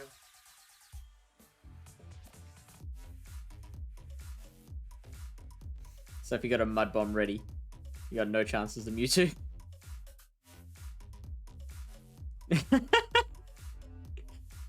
Shadow Mewtwo loses with a battle rating of 0. No shot. Does not get off a confusion. Okay, let's go back to the list. We're almost done here. So let's see if there's any other one-pointers that we're really liking. Beware is a huge one. We've talked I don't about like that. Stomp, though. Yeah. I prefer is the way to Payback go, I think. just for that closing potential. Like, Stomp will help you in some matchups where you don't want to, like, debuff yourself or you want to, like, bait the superpower, because, like, it's kind of hard to bait a superpower with a Payback. Like, that's the only tricky thing. What about so a Lurantis Beware combo? Just like absolutely throwing superpowers left and right. Is there anything you could bring that like A Noctowl would be kind of annoying. Yeah, that's a really good one. So, because they're both weak to flying, and you have the Shadow Claw. A lot of your ghosts would obviously resist the superpowers, but then Beware's still beating most of your ghosts. Yeah, at that point you can just throw paybacks and just get shields and just farm. Yeah, totally. But I think there's plenty of scope to have both Beware and Lurantis on your team. Is interesting. Like, it's not that much lower than Buck. Yeah. But you don't have that Dark Pulse, so I'm not quite sure. But you do have Mud Bomb. And there is quite a lot of electric types, so... Scolipede, I haven't considered. It's a little interesting. I think probably Ariados is better, but it's also higher points, more points. So if you want to go for like a budget Ariados type thing, like a really hard grass answer, you could go with Scolipede. How close are we to your super secret mystery pick? I have no idea where it is. You have to keep going down. Shadow, Pilswine, I prefer regular. Crobat, Golbat is just better. Use something else. Haunter, I'm not too sold on. There's probably better ghost types. Charizard? Well, Haunter, just a quick one on Haunter. Haunter and Gengar, their roles are usually not to get the wins, but they're to set up the backline. So, like, they're great at burning shields and then going down, like what we were trying to look at with Shadow Mewtwo. The benefit of Mewtwo, though, is that you resist Psychic, whereas Haunter takes super effective from Psychic. Yeah. So you just get shredded by the monkey, right? Yeah. Whereas, like, Mewtwo, at least, like, you could hang in there a little bit, and I don't think that thing would want to take a Side Strike. Yeah.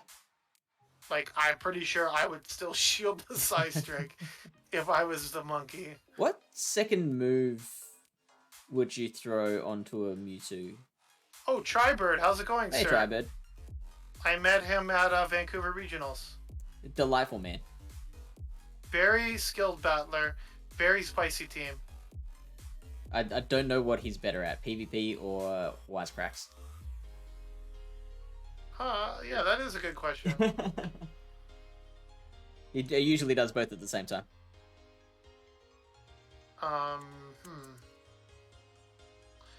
Barbarical is interesting as well because you do have the Fury Cutter and Cross Chop.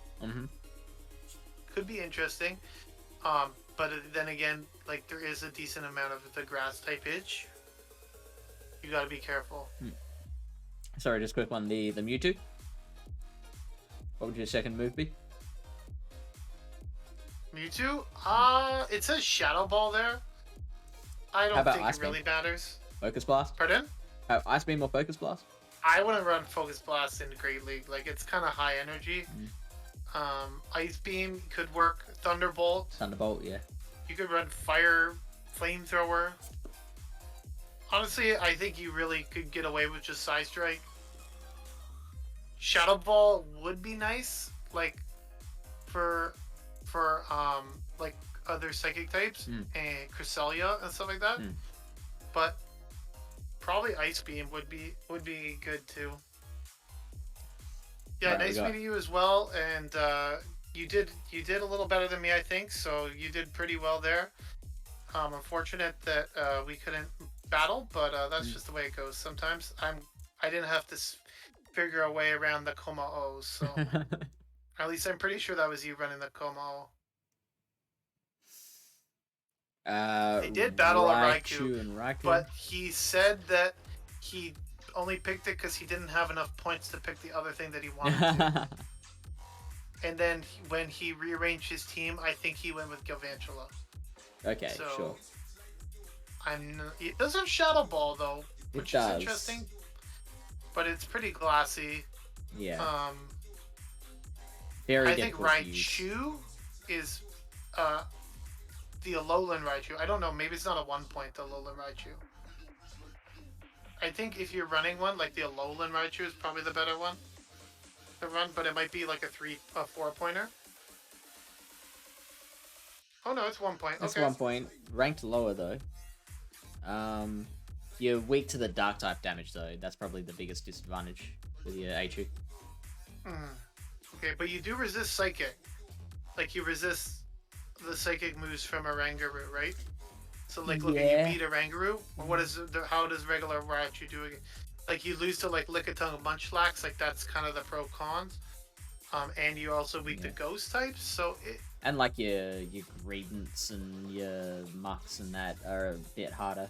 Like I don't know if it actually loses to them, but basically anything, all the things that people are bringing with the dark type damage to handle the Oranguru and the bug type damage. So like your Samurot's suddenly a little bit harder because Fury Cut's doing a little more. Like you still handle that pretty comfortably, but give Samurott a little bit more farm potential. Let's see. Keep scrolling. I think we're almost at my pick.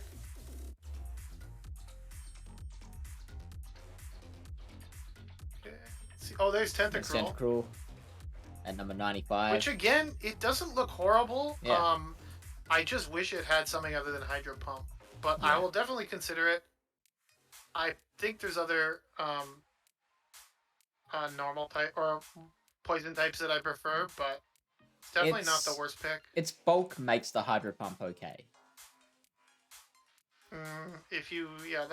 That's a mega copium right there. Caracosta, hey, we might be getting the shiny soon, I think. So yeah. Depending on when you're playing your cup, maybe you could have a shiny Caracosta. Rock throw. So I mean, okay, so not having that bug typing means it's a much better flying counter. Give it like counter or something. Holy shit. Give it something else. Give it anything other than rock. Caracosta counter. Give it rollout. I would use it over rollout. That would be amazing. Rollout with Surf and Body Slam. That would be again doesn't do a lot of damage as a fast move, but you have very low energy charge moves. So. So like okay, so I'm looking at the meta picks again. So keep scrolling. It does. Well, hey, like we were looking at Crustle before. Like, could it do what we were saying Crustle could do, but with like slightly better typing? Just depends. You're very weak to grass, whereas Crustle actually handles some of the grass types. Yeah. That's the benefit of Crustle.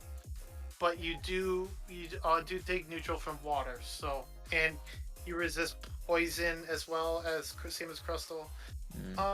Yeah. Okay, cool. Yep, I'm satisfied now. I don't know. It's only 97. It's not too bad. Yeah. Oxy's 106. No, thank you. Farfetch. Don't think I'm going to be using that one. There's a Shadow Pinsir. There we go. That's the pick that I like. Gyarados. Shadow Gary with Dragon Tail. You can use any or I prefer Dragon Tail because it's just a better Dragon Breath in my opinion. There you have the Crunch. Yeah. You have the Aqua Tail. And a lot of very popular picks you do really well against. You beat a Rangaroo in the ones and the 0 shields. You beat Samurott in all shields. Okay. And you do okay against Lurantis. You'd have to worry about. I still haven't decided if I want to use types. Shadow. Pardon? You'd have to worry about a lot of your ice types, so like your Lapras and your Electric is the main one that I'd be worried about. Yeah. But the electric won't be too popular. There'll be Garvantula, of course. There'll be some Lantern around. I don't think there'll be too much Zapdos or Pachirisu. Hmm. So yeah, I don't like, even though yeah, electric is the biggest fear, I don't think there's too much electric running around to worry about. I've seen it more and more Sure. as the meta's developing. Again, I don't know what's better, get Shadow Gyarados or regular Gyarados, but I did face someone I went up against had it, and it really intrigued me. So that's why I've took it on my team. But again, it doesn't do very well against Azu. If some people are running Azu, it's really not great. It would do well against Piloswine with the Aqua Tails. Yep, exactly. You have the Aqua Tail, you have the Crunch. I think it's really good. You could probably Just mainly if you land electric an is the Aqua big Tail, issue. I imagine. So you land an Aqua Tail, you could probably one shield farm down from there. Oh yeah, that's why I like the Shadow 2. It gives you some farm potential. Yeah, yeah. Hey, People are Hedron. scared of the Shadow 2. Mm-hmm. People get scared. They see a Shadow Gyarados and they like poop their pants, you know?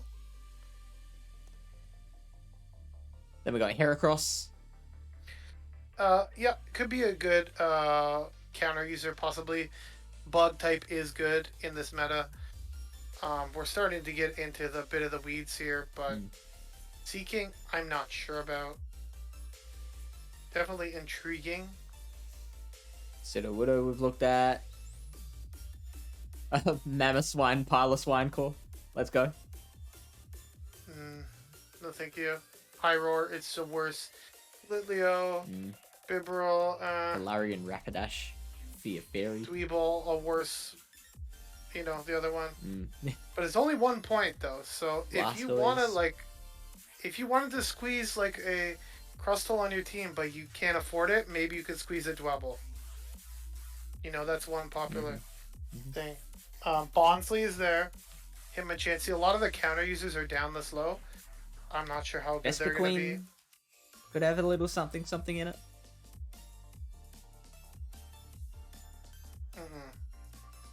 Don't use Vespa Queen. Just for that bug type damage. Oh. Just that bug flying type scares the shit out of me. Yeah. It's just like a disaster waiting to happen. One rock comes anywhere near Shadow Barrel. Let's go. I probably would recommend Shadow over regular. Yeah. Even though regular's ranked higher here. Yeah, you could run also run Purified Bibarel with Return over Hyperfang. I think we're done. Do you think we're done? I think we're pretty much done. Pretty much done. Yeah. Did you have a quick like 5 minutes left? Do you have a team that you've tried building or anything? I have done a practice tournament where I didn't look too hard into it. I don't even remember what I ran. I ran Samurott. I ran Alolan Marowak. I ran Greedent. Very happy with Greedent. What else? I'm really looking at. I ran Piloswine, so that's 4. Really looking at putting Beware in that team somewhere. And I did run Lurantis. Definitely. So Beware and Lurantis are probably going to be 2 mainstays of my team.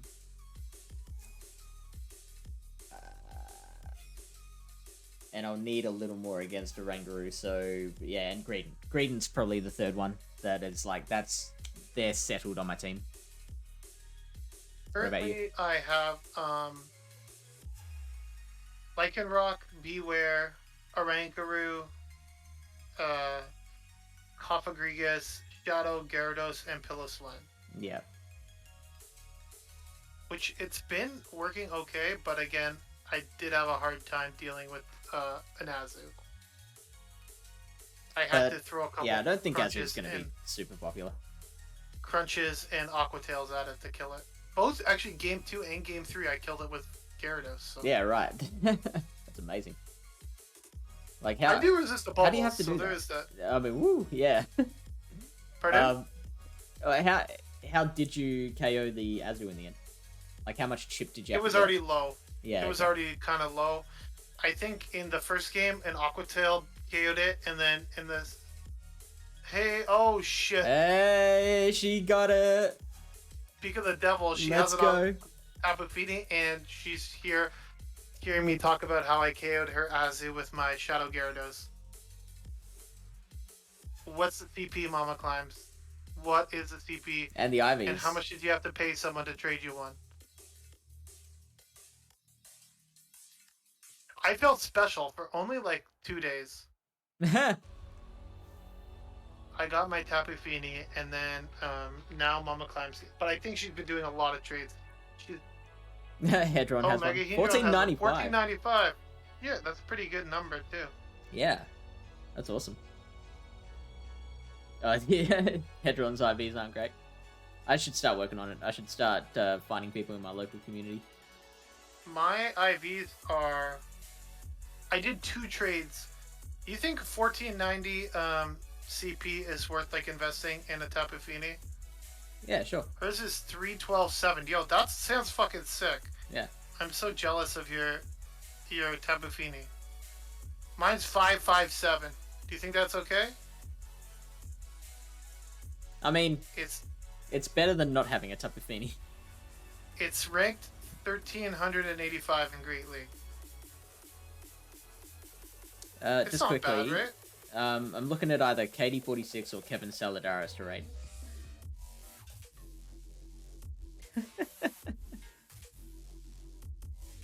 Uh-oh, Hedron, what'd you say? Don't say it again. Just imply what she said.